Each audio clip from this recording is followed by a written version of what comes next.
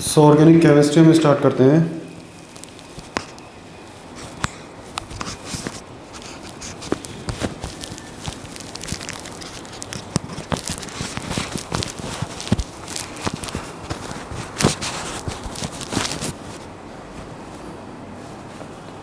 सो organic chemistry start करते हैं। इसमें हमारा पहला टॉपिक है बॉन्डिंग इन ऑर्गेनिक कंपाउंड्स। सो अगर कार्बन कार्बन के बीच सिंगल बॉन्ड है, अगर कार्बन कार्बन के बीच सिंगल बॉन्ड है तो इस सिंगल बॉन्ड को हम बोलेंगे सिग्मा बॉन्ड। तो इस सिंगल बॉन्ड को हम बोलेंगे sigma bond. Single bond carbon carbon के बीच भी हो सकता है, कार्बन हाइड्रोजन के बीच भी हो सकता है, कार्बन मतलब अगर आपको कहीं भी सिंगल बॉन्ड दिखे तो उस सिंगल बॉन्ड को आप बोलोगे सिग्मा बॉन्ड। तो इस सिंगल बॉन्ड को आप बोलोगे सिग्मा बॉन्ड। अगर कार्बन कार्बन के बीच डबल बॉन्ड है, अगर कार्बन कार्बन के बीच डबल बॉन्ड है तो इस डबल बॉन्ड में से इस डबल बॉन्ड में से एक बॉन्ड होगा हमारा सिग्मा और दूसरा बॉन्ड होगा हमारा पाई। अगर कार्बन कार्बन के बीच डबल बॉन्ड है तो उस डबल बॉन्ड में से एक बॉन्ड होगा हमारा सिग्मा, दूसरा बॉन्ड होगा हमारा पाई। डबल बॉन्ड आपको कहीं भी दिखे, हो सकता है डबल बॉन्ड कार्बन कार्बन के बीच हो सकता है डबल बॉन्ड कार्बन ऑक्सीजन के बीच हो, आपको कहीं भी डबल बॉन्ड दिखे तो उसमें से एक बॉन्ड हमारा सिग्मा होगा, दूसरा बॉन्ड हमारा पाई होगा। ठीक है, ध्यान से देखो। अगर कार्बन कार्बन के बीच ट्रिपल बॉन्ड है, अगर कार्बन कार्बन के बीच ट्रिपल बॉन्ड है तो उस ट्रिपल बॉन्ड में से एक बॉन्ड तो हमारा होगा सिग्मा और बाकी के दो बॉन्ड्स हमारे होंगे पाई। अगर कार्बन कार्बन के बीच ट्रिपल बॉन्ड है तो उसमें से एक बॉन्ड हमारा सिग्मा होगा और बाकी के दो बॉन्ड्स हमारे क्या होंगे, पाई होंगे। बाकी के दो बॉन्ड्स हमारे क्या होंगे पाई होंगे। ठीक है, मतलब आपको कहीं भी ट्रिपल बॉन्ड दिखे तो उस ट्रिपल बॉन्ड में से एक बॉन्ड तो हमारा सिग्मा होगा और बाकी के दो बॉन्ड्स हमारे क्या होंगे, पाई होंगे। ठीक है, ध्यान से देखो। अब नेक्स्ट है हमारा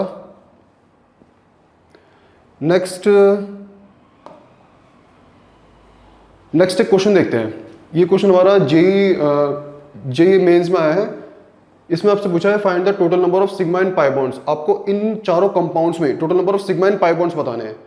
तो देखो, जैसे फर्स्ट मेरा कंपाउंड है हेक्स 1-इन-4-आइन, तो सबसे पहले तो आपको हेक्स 1-इन-4-आइन के सबसे पहले आपको स्ट्रक्चर बनाने आनी चाहिए। तो स्ट्रक्चर किस तरीके से हम बनाते हैं वो तो हम आगे सीखेंगे। तो स्ट्रक्चर बनानी तो हम आगे सीखेंगे, लेकिन मुझे यहाँ पर आपको स्ट्रक्चर बनानी नहीं सिखानी है।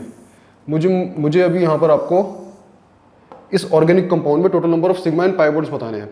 तो देखो, हेक्स 1-इन-4-आइन की जैसे आप स्ट्रक्चर बनानी सीख जाओगे तो इसकी स्ट्रक्चर कुछ इस तरीके से बनेगी, इसकी स्ट्रक्चर कुछ इस तरीके से बनेगी। ठीक है, अब देखो, ध्यान से देखना।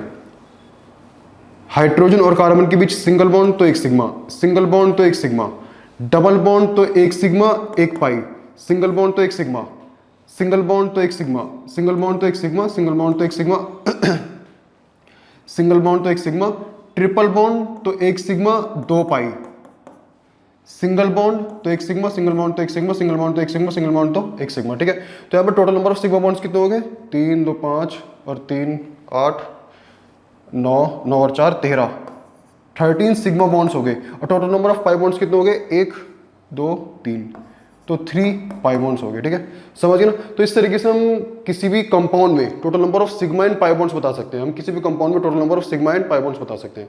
ठीक है, अब नेक्स्ट देखते हैं।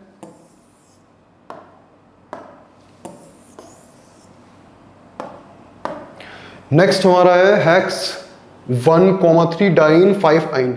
इसके अंदर आपको total number of sigma and pi bonds बताने हैं। तो देखो, जब इसकी आप स्ट्रक्चर बनानी सीख जाओगे तो इसकी स्ट्रक्चर कुछ इस तरीके से बनेगी। आगे आप इसकी जब स्ट्रक्चर बनानी सीख जाओगे तो इसकी स्ट्रक्चर कुछ इस तरीके से बनेगी। ठीक है, अब देखो, इसके अंदर आपको total number of sigma and pi bonds बताने हैं। सिंगल बॉन्ड तो एक सिग्मा, सिंगल बॉन्ड तो एक सिग्मा, सिंगल बॉन्ड तो एक सिग्मा, सॉरी डबल बॉन्ड तो एक सिग्मा एक पाई, सिंगल बॉन्ड तो एक सिग्मा, सिंगल बॉन्ड तो एक सिग्मा, सिंगल बॉन्ड तो एक सिग्मा, डबल बॉन्ड तो एक सिग्मा एक पाई, कोई सा भी सिग्मा हो सकता है, कोई सा भी पाई हो सकता है। सिंगल बॉन्ड तो एक सिग्मा, सिंगल बॉन्ड तो एक सिग्मा, ट्रिपल बॉन्ड तो एक सिग्मा दो पाई, सिंगल बॉन्ड तो एक सिग्मा। ठीक है, तो total number of sigma bonds कितने हो गए यहाँ पर, 3 2 5 और 2 7 2 9 और 2 11, टोटल 11 सिग्मा बॉन्ड हो गए। टोटल पाई बॉन्ड्स कितने हैं, 1 2 3 3 और 2, सॉरी 1 और 1 2 2 और 2 4, टोटल 4 सिग्मा बॉन्ड्स हैं। ठीक है, तो अगर आपसे कोई पूछता है कि टोटल नंबर ऑफ बॉन्ड्स कितने हो गए, 15 हो गए ना, 11 और 4 15, टोटल नंबर ऑफ बॉन्ड्स कितने हो गए, 11 और 4 15। ठीक है, अब नेक्स्ट देखते हैं, आगे देखते हैं। थर्ड है हमारा 2-ऑक्सो-हेक्स-4-आइनोइक एसिड। जब इसके आप स्ट्रक्चर बनानी सीख जाओगे, जब इसके आप स्ट्रक्चर बनानी सीख जाओगे तो इसकी स्ट्रक्चर कुछ इस तरीके से बन जाएगी, इसकी स्ट्रक्चर कुछ इस तरीके से बन जाएगी, ठीक है। अब इसके अंदर हम total number of sigma and pi bonds बता सकते हैं। तो देखो हाइड्रोजन और ऑक्सीजन के बीच में सिग्मा बॉन्ड, सॉरी हाइड्रोजन और ऑक्सीजन के बीच में सिंगल बॉन्ड, तो सिंगल बॉन्ड तो एक सिग्मा, सिंगल बॉन्ड तो एक सिग्मा, डबल बॉन्ड तो एक सिग्मा एक पाई, सिंगल बॉन्ड तो एक सिग्मा, सिंगल बॉन्ड तो सॉरी डबल बॉन्ड तो एक सिग्मा एक पाई, सिंगल बॉन्ड तो एक सिग्मा, सिंगल बॉन्ड तो एक सिग्मा, सिंगल बॉन्ड तो एक सिग्मा, सिंगल बॉन्ड तो एक सिग्मा, ट्रिपल बॉन्ड तो एक सिग्मा दो पाई, सिंगल बॉन्ड तो एक सिग्मा, सिंगल बॉन्ड तो एक सिग्मा, सिंगल बॉन्ड तो एक सिग्मा, सिंगल बॉन्ड तो एक सिग्मा, ठीक है। तो टोटल नंबर ऑफ यहाँ पर सिग्मा बॉन्ड्स कितने हो गए? 3 2 5 5 4 9 9 और 1 10 10 और 4 14, टोटल 14 सिग्मा बॉन्ड्स हो गए। Total number of pi bonds कितने हो गए यहाँ पर? 1 2 2 और 2 4, टोटल 4 पाई बॉन्ड्स हो गए यहाँ पर। टोटल कितने पाई बॉन्ड्स हो गए? 4, ठीक है। समझ गए ना? ध्यान से देखो। तो आपसे अगर यहाँ पर पूछता है कि टोटल नंबर ऑफ बॉन्ड्स कितने हो गए, तो कितने हो गए? 18 हो गए। अगर आपसे यहाँ पर कोई पूछता है कि भाई टोटल नंबर ऑफ बॉन्ड्स कितने हो गए, तो 14 हो गए, सॉरी 18 हो गए। 14 प्लस के 4 18। अब नेक्स्ट आपसे पूछा है इथाइलिन मॉलिक्यूल के अंदर आपको total number of sigma and pi bonds बताने हैं। तो देखो इथाइलिन मॉलिक्यूल्स की स्ट्रक्चर बहुत सिंपल है, आप देखते ही बता दोगे, बहुत सिंपल इसकी स्ट्रक्चर है। It will be something like this. आप देखते बता दोगे यहाँ पर total number of sigma bonds कितने हो गए, total number of sigma bonds कितने हो गए यहाँ पर? 5। Total number of pi bonds कितने हो गए? 1। Total number of pi bonds कितने हो गए यहाँ पर? 1, ठीक है। समझ गए ना? अब नेक्स्ट देखते हैं, इसको तो हम आगे देखेंगे। नेक्स्ट हम देखेंगे स्ट्रक्चरल फॉर्मूला। नेक्स्ट हम देखेंगे स्ट्रक्चरल फॉर्मूला। स्ट्रक्चरल फॉर्मूला में 3 चीजें हैं, एक तो एक्सपेंडेड स्ट्रक्चर फॉर्मूला, दूसरा कंडेंस स्ट्रक्चर फॉर्मूला, तीसरा है हमारा बॉन्ड लाइन स्ट्रक्चर फॉर्मूला, ठीक है। तो एक्सपेंडेड स्ट्रक्चर, देखो एक्सपेंडेड स्ट्रक्चर फॉर्मूला में क्या होता है? एक्सपेंडेड स्ट्रक्चर फॉर्मूला में हम कार्बन और हाइड्रोजन को दोनों को दिखाते हैं, और कार्बन और हाइड्रोजन के बीच के बॉन्ड को भी दिखाते हैं। मतलब हम यहाँ पर बॉन्ड को भी दिखाएंगे और कार्बन और हाइड्रोजन को भी दिखाएंगे। मतलब स्ट्रक्चर को हम एक्सपेंड कर देंगे कुछ इस तरीके से, हम स्ट्रक्चर को एक्सपेंड कर देंगे कुछ इस तरीके से। मैं एग्जांपल लेता हूँ ईथेन का, ठीक है। तो ईथेन के स्ट्रक्चर को जब हम एक्सपेंड करेंगे तो ये तो कुछ इस तरीके से बन जाएगा। मतलब यहाँ पर हम कार्बन और हाइड्रोजन को भी दिखाएंगे और उनके बीच बॉन्ड को भी दिखाएंगे। It will be something like this. Condense structure formula में हम बॉन्ड को नहीं दिखाते, कंडेंस स्ट्रक्चर फॉर्मूला में हम बॉन्ड को नहीं दिखाते। जैसे यहाँ पर ये कार्बन है, कार्बन के साथ कितने हाइड्रोजन लगे हैं? 3। बस यहाँ पर हम बॉन्ड को नहीं दिखाएंगे। तो ये हो जाएगा मेरा H3C और CH3, या इसको आप CH3 भी लिख सकते हो, एक ही बात है, ठीक है। तो बॉन्ड लाइन फॉर्मूले में क्या होता है? बॉन्ड लाइन फॉर्मूले में, मतलब बॉन्ड लाइन फॉर्मूले में क्या होता है? बॉन्ड लाइन फॉर्मूले में हम कार्बन के बीच के सिंगल बॉन्ड को एक लाइन से रिप्रेजेंट करते हैं। बॉन्ड लाइन फॉर्मूले में हम कार्बन के बीच के बॉन्ड को एक लाइन से रिप्रेजेंट करते हैं। It will be something like this. जैसे यहाँ पर देखो, यहाँ पर ये कार्बन के बीच जो ये बॉन्ड है, इसको हम एक लाइन से रिप्रेजेंट करेंगे। इसको हम यहाँ पर एक लाइन से रिप्रेजेंट करेंगे, इसको हम यहाँ पर एक लाइन से रिप्रेजेंट करेंगे, ठीक है। अब देखो ये जो कॉर्नर पॉइंट्स हैं, ये जो कॉर्नर पॉइंट्स हैं, ये दोनों जो कॉर्नर पॉइंट्स हैं, ये दोनों कॉर्नर पॉइंट्स किसको रिप्रेजेंट करेंगे? कार्बन को। ये दोनों कॉर्नर पॉइंट ये बता रहे हैं कि भाई यहाँ पर एक कार्बन प्रेजेंट है, यहाँ पर एक कार्बन प्रेजेंट है। अब देखो एक चीज सुनो, बॉन्ड लाइन फॉर्मूले में हम कार्बन वाले हाइड्रोजन को नहीं दिखाते। बॉन्ड लाइन फॉर्मूले में हम कार्बन वाले हाइड्रोजन को नहीं दिखाते। जो हम कार्बन वाले हाइड्रोजन को ही नहीं दिखाएंगे तो फिर हम कार्बन को भी क्यों दिखाएंगे, ठीक है। क्योंकि देखो अगर आपने बॉन्ड लाइन फॉर्मूले में अगर आपने कार्बन को दिखाया तो हमको हाइड्रोजन को भी दिखाना पड़ेगा। क्यों? क्योंकि कार्बन की वैलेंसी होती है 4। अगर आपने कार्बन को दिखाया तो यहाँ पर तो कार्बन की वैलेंसी 1 ही रहेगी, फिर आपको हाइड्रोजन को भी दिखाना पड़ेगा। तो बॉन्ड लाइन फॉर्मूले में हम कार्बन वाले हाइड्रोजन को नहीं दिखाते। जो हम कार्बन वाले हाइड्रोजन को नहीं दिखाएंगे तो हम हाइड्रोजन को भी नहीं दिखाएंगे, लेकिन फंक्शनल ग्रुप वाले हाइड्रोजन को हम दिखाएंगे। बॉन्ड लाइन फॉर्मूले में हम फंक्शनल ग्रुप वाले हाइड्रोजन को दिखाएंगे, ठीक है। जैसे मैं एग्जांपल लूंगा प्रोपेनॉल का। मैं किसका एग्जांपल लूंगा? प्रोपेनॉल का। मैं प्रोपेन 2ऑल का एग्जांपल लूंगा। कार्बन एक और कार्बन, यहाँ पे लगा है हाइड्रोजन, यहाँ पे हाइड्रोजन, यहाँ पे एक और हाइड्रोजन लगा है, इस कार्बन पे एक हाइड्रोजन लगा है, इस कार्बन पे एक हाइड्रोजन लगा है, इस कार्बन पे एक हाइड्रोजन लगा है, इस कार्बन पे एक हाइड्रोजन, इस कार्बन पे OH ग्रुप लगा है, इस कार्बन पे OH ग्रुप लगा है, ठीक है। इसको हम बोलते हैं प्रोपेन 2ऑल। आगे देखेंगे वो, ठीक है, वो क्या होता है। ध्यान से देखो, ध्यान से देखना, मैंने क्या बोला था? देखो इसका मैं कंडेंस स्ट्रक्चर फॉर्मूला नहीं बना रहा, इसका मैं केवल बॉन्ड लाइन स्ट्रक्चर फॉर्मूला बना रहा हूँ। इसका मैं केवल बॉन्ड लाइन स्ट्रक्चर फॉर्मूला बना रहा हूँ, ठीक है। देखो बॉन्ड लाइन स्ट्रक्चर फॉर्मूला में क्या होता है? बॉन्ड लाइन स्ट्रक्चर फॉर्मूला में कार्बन के बीच बॉन्ड को, हम एक लाइन से रिप्रेजेंट करते हैं, कुछ इस तरीके से कर दिया हमने। ये जो बॉन्ड है, ये कौन सा वाला बॉन्ड है? भाई ये वाला जो बॉन्ड है ये कौन सा वाला बॉन्ड है, ये यही वाला बॉन्ड है, ये यही वाला बॉन्ड है, ठीक है। तो बॉन्ड लाइन फॉर्मूले में हम कार्बन कार्बन के बीच को एक लाइन से रिप्रेजेंट करते हैं। अब नेक्स्ट वाला जो कार्बन कार्बन का बॉन्ड होगा, अब नेक्स्ट वाला जो कार्बन कार्बन का बॉन्ड होगा ना, उसको हम जिगजैग पैटर्न में दिखाएंगे, उसको हम जिगजैग पैटर्न में दिखाएंगे कुछ इस तरीके से, उसको हम जिगजैग पैटर्न में दिखाएंगे कुछ इस तरीके से, ठीक है। देखो इसको आप ऐसे भी दिखा सकते हो या आपकी मर्जी, इसको आप ऐसे भी कर सकते हो, आपकी मर्जी है, इसको आप चाहो तो ऐसे भी दिखा सकते हो, आपकी मर्जी है, ठीक है ना, कैसे भी दिखा लो। अब ध्यान से देखना, देखो बॉन्ड लाइन फॉर्मूले में क्या होता है, बॉन्ड लाइन फॉर्मूले में क्या होता है कि जो फंक्शनल ग्रुप लगा होता है ना, बॉन्ड लाइन फॉर्मूले में हम क्या करते हैं, फंक्शनल ग्रुप को हम ऐसे का ऐसा ही लगा देते हैं। बॉन्ड लाइन फॉर्मूले में हम फंक्शनल ग्रुप के साथ छेड़खानी नहीं करते, बॉन्ड लाइन फॉर्मूले में हम फंक्शनल ग्रुप को ऐसे का ऐसा ही उठा के लगा देते हैं, ठीक है। फंक्शनल ग्रुप के साथ छेड़खानी नहीं करते। देखो बॉन्ड लाइन फॉर्मूले में हमने कार्बन वाले हाइड्रोजन को तो नहीं दिखाया, जैसे यहाँ पर 3 कार्बन है, एक कार्बन यहाँ पर, एक कार्बन यहाँ पर, एक कार्बन यहाँ पर, हमने यहाँ पर ना तो कार्बन को दिखाया ना ही हमने कार्बन से जुड़े हाइड्रोजन को दिखाया, ठीक है। लेकिन फंक्शनल ग्रुप वाले हाइड्रोजन को आपको दिखाना पड़ेगा। बॉन्ड लाइन फॉर्मूले में आप कार्बन वाले हाइड्रोजन को नहीं दिखाते, लेकिन आपको फंक्शनल ग्रुप वाले हाइड्रोजन को दिखाना पड़ेगा, क्योंकि सपोज अगर आपने फंक्शनल ग्रुप वाले हाइड्रोजन को नहीं दिखाया, अगर सपोज आपने फंक्शनल ग्रुप वाले हाइड्रोजन को नहीं दिखाया, तो आपको पता कैसे चलेगा कि ये कौन सा फंक्शनल ग्रुप है, ठीक है। तो बॉन्ड लाइन फॉर्मूले में हम फंक्शनल ग्रुप वाले हाइड्रोजन को दिखाते हैं, मतलब फंक्शनल ग्रुप जैसा लगा होता है ना, उसको उठाकर हम वैसे का वैसा ही चिपका देते हैं, ठीक है। फंक्शनल ग्रुप के साथ हम छेड़खानी नहीं करते, ठीक है। जैसे मैं और एग्जाम्पल लूंगा, ध्यान से देखना, मैं एक और एग्जाम्पल लूंगा, मैं एग्जाम्पल ले लेता हूँ ClOH, चलो मैं यहाँ पर OH नहीं लगाता, मैं यहाँ पे लगाता हूँ H, यहाँ लगाता हूँ OH, ठीक है। अब जैसे देखो ये मेरा कंपाउंड है, मुझे इसका बॉन्ड लाइन फॉर्मूला बनाना है। देखो कुछ कंपाउंड ऐसे हैं जिनका हम बॉन्ड लाइन फॉर्मूला नहीं बनाना चाहते, लेकिन अगर क्वेश्चन में ये आ गया, लेकिन अगर सपोज ये अगर क्वेश्चन में आ गया, लेकिन फिर तो आपको बनाना पड़ेगा ना इसका बॉन्ड लाइन फॉर्मूला। तो इसका बॉन्ड लाइन फॉर्मूला आप किस तरीके से बनाओगे, ध्यान से देखना। आप क्या करोगे, मैंने क्या बोला था अभी, मैंने ये बोला था बॉन्ड लाइन फॉर्मूले में आप फंक्शनल ग्रुप को ऐसे का ऐसा ही चिपका दो। बीच में कार्बन है, कोई दिक्कत नहीं है, बीच में कार्बन, यहाँ पे लगा हुआ है Cl और यहाँ पे लगा हुआ है मेरा, और यहाँ तो H लगा हुआ है, इसको हटाओ, यहाँ पे लगा हुआ है मेरा OH। बस बॉन्ड लाइन फॉर्मूले में आपको फंक्शनल ग्रुप के साथ छेड़खानी नहीं करी, फंक्शनल ग्रुप जैसा लगा आपको वैसे का वैसा लगा देना है। अब देखो ये जो पॉइंट है, ये कॉर्नर पॉइंट, ये किसको रिप्रेजेंट कर रहा है, कार्बन को। ये बता रहा है कि यहाँ पर कार्बन है। अब कार्बन है, कार्बन की कितनी वैलेंसी होती है, 4। तो कॉमन सेंस वाली बात है कि भाई अगर कार्बन की 2 वैलेंसी ऑलरेडी सेटिस्फाइड है, तो आप कितने हाइड्रोजन लगाओगे, 2 हाइड्रोजन लगाओगे ना कार्बन की 4 वैलेंसी सेटिस्फाई करने को, ठीक है। तो लेकिन बॉन्ड लाइन फॉर्मूले में कार्बन और हाइड्रोजन को नहीं दिखाते, ठीक है। बॉन्ड लाइन फॉर्मूले में हम हाइड्रोजन को तो दिखाते ही नहीं है, लेकिन फंक्शनल ग्रुप वाले हाइड्रोजन को दिखाते हैं, ठीक है। मतलब फंक्शनल ग्रुप जैसा लगा उसको आपको वैसे का वैसा ही लगा देना है, ठीक है। जैसे मैं और एग्जाम्पल लेता हूँ,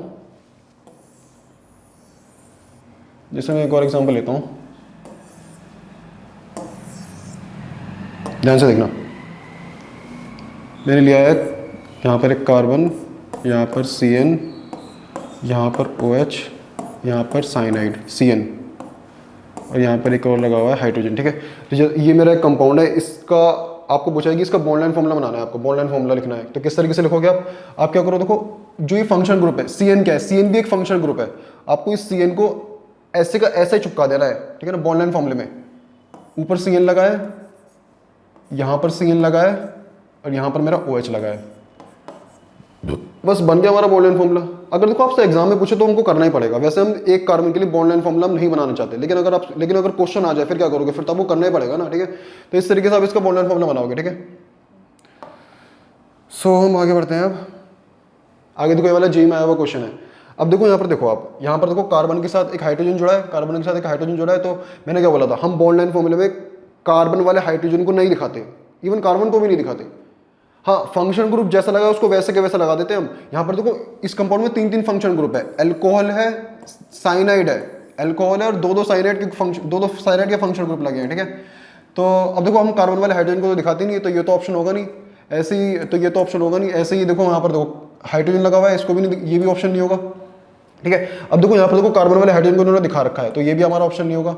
अब देखो यहाँ पर देखो कार्बन वाले हाइड्रोजन को नहीं दिखा रखा, इवन कार्बन को भी नहीं दिखा रखा, लेकिन देखो ये तीनों फंक्शन ग्रुप है। मैंने क्या बोला, बॉन्ड लाइन फॉर्मूले में फंक्शन ग्रुप जैसा लगा उसको वैसे का वैसा ही लगा दो, ठीक है। तो ऑप्शन क्या हो जाएगा इसका, ऑप्शन हो जाएगा C, क्योंकि आपसे फॉर्मूला पूछा है किसका, इस कंपाउंड का आपसे क्या पूछा है, फॉर्मूला पूछा है, इसका बॉन्ड लाइन फॉर्मूला पूछा है। तो इसका ऑप्शन कौन सा हो जाएगा, D। क्यों हो जाएगा, क्योंकि यहाँ पर देखो कार्बन वाले हाइड्रोजन को नहीं दिखा रखा। जब कार्बन वाले हाइड्रोजन को नहीं दिखा रहे तो फिर हम कार्बन को भी क्यों दिखाएंगे। तो correct option is D। So next है ये हाइब्रिडाइजेशन तो बाद में देखेंगे। So next degree of carbon. मैं इसके लिए एग्जांपल लूंगा, मैं एग्जांपल लूंगा ईथेन का। एग्जांपल मैं किसका लूंगा? ईथेन का। CH3 CH3 CH3 CH3। देखो ध्यान से देखना, सबसे पहले मैं आपको डेफिनेशन बताऊंगा।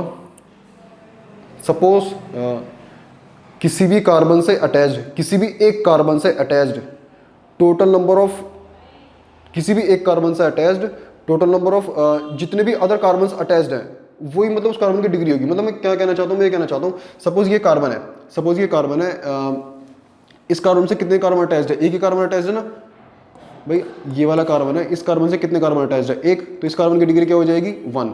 ऐसे देखो ये वाला कार्बन है, इस वाले कार्बन से कितने कार्बन अटैच्ड है? एक ही कार्बन अटैच्ड है ना, तो इस भी कार्बन की, इस कार्बन की भी डिग्री क्या हो जाएगी? 1। ऐसे कार्बन को हम बोलते हैं प्राइमरी कार्बन। ऐसे कार्बन को हम क्या बोलते हैं? Primary carbon. ऐसा कार्बन जिसकी डिग्री क्या हो? 1, उसको हम बोलते हैं प्राइमरी कार्बन। प्राइमरी मतलब 1 डिग्री। डेफिनेशन इंपॉर्टेंट नहीं है, इसलिए मैंने आपको डेफिनेशन नहीं समझाई है, बस आपको फील समझना है। मैं एक और एग्जांपल लेता हूँ, इस बार मैं एग्जांपल लूंगा प्रोपेन का। CH3 CH2 single bond CH2। ठीक है, ध्यान से देखना। यहां पर अब इस बीच वाले कार्बन को देखो, ये जो बीच वाला कार्बन है, ये बीच वाला कार्बन कितने कार्बन से अटैच्ड है? 2 कार्बन से अटैच्ड है, एक ये रहा, एक ये रहा। तो इस कार्बन की डिग्री क्या हो जाएगी? 2। इस कार्बन की डिग्री क्या हो जाएगी? 2। देखो ये कॉर्नर वाला जो कार्बन है, ये वाला कार्बन कितने कार्बन से अटैच्ड है? 1। तो इसकी डिग्री 1 हो जाएगी। ऐसे ये वाला कार्बन कितने कार्बन से अटैच्ड है? 1। मतलब ये वाला जो कार्बन है, मैं अगर इस कार्बन की बात करूँ, ये वाला कार्बन केवल एक कार्बन से अटैच्ड है इससे, तो इस वाले कार्बन की डिग्री क्या हो जाएगी? 1। इस वाले कार्बन की डिग्री क्या हो जाएगी? 1। ठीक है, लेकिन मेरा फोकस किस पर है? बीच वाले कार्बन पर। बीच वाला कार्बन 2 कार्बन से अटैच है, तो इसकी डिग्री हो जाएगी 2। ऐसे कार्बन को हम बोलते हैं, ऐसे कार्बन को हम बोलते हैं सेकेंडरी कार्बन। ऐसे कार्बन को हम बोलते हैं सेकेंडरी कार्बन। ऐसा कार्बन जिसकी डिग्री क्या हो? 2, ऐसे कार्बन को हम बोलते हैं सेकेंडरी कार्बन। सेकेंडरी कार्बन को आप 2 डिग्री कार्बन में बोल सकते हो। सेकेंडरी का मतलब ये होता है 2 डिग्री। ठीक है, एक और एग्जांपल लेते हैं। इस बार मैं ब्रांच्ड चेन का एग्जांपल लूंगा। एक और एग्जांपल लेते हैं, CH3 CH CH और इस कार्बन से एक और CH3 लगा है। ठीक है, ध्यान से देखना, इस बीच वाले कार्बन को देखो, ये बीच वाला कार्बन कितने कार्बन से अटैच्ड है? 3। 1 2 3 कार्बन से अटैच्ड है।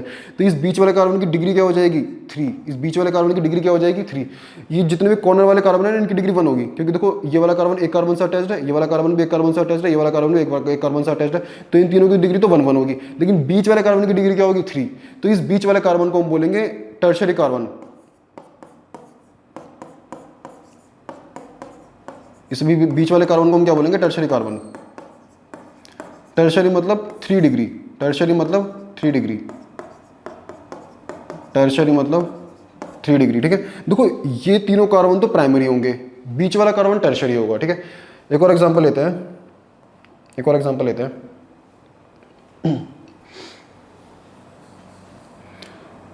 CH3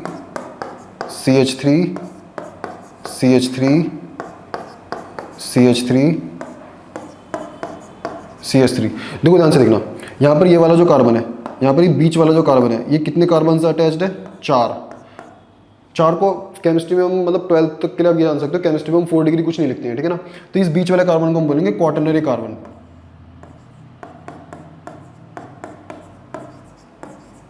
इस बीच वाले कार्बन को हम बोलेंगे क्वाटरनरी कार्बन।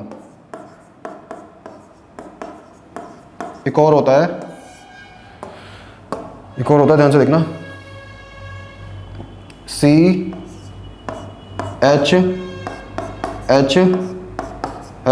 मैंने एग्जांपल लिया मीथेन का। मैंने एग्जांपल किसका लिया है? मीथेन का। ठीक है, ध्यान से देखना। देखो अब देखो ये वाला कार्बन कितने कार्बन से अटैच्ड है? एक भी नहीं। ये वाला कार्बन तो एक भी कार्बन से अटैच नहीं है, तो ऐसे कार्बन को हम बोलेंगे सुपर प्राइमरी।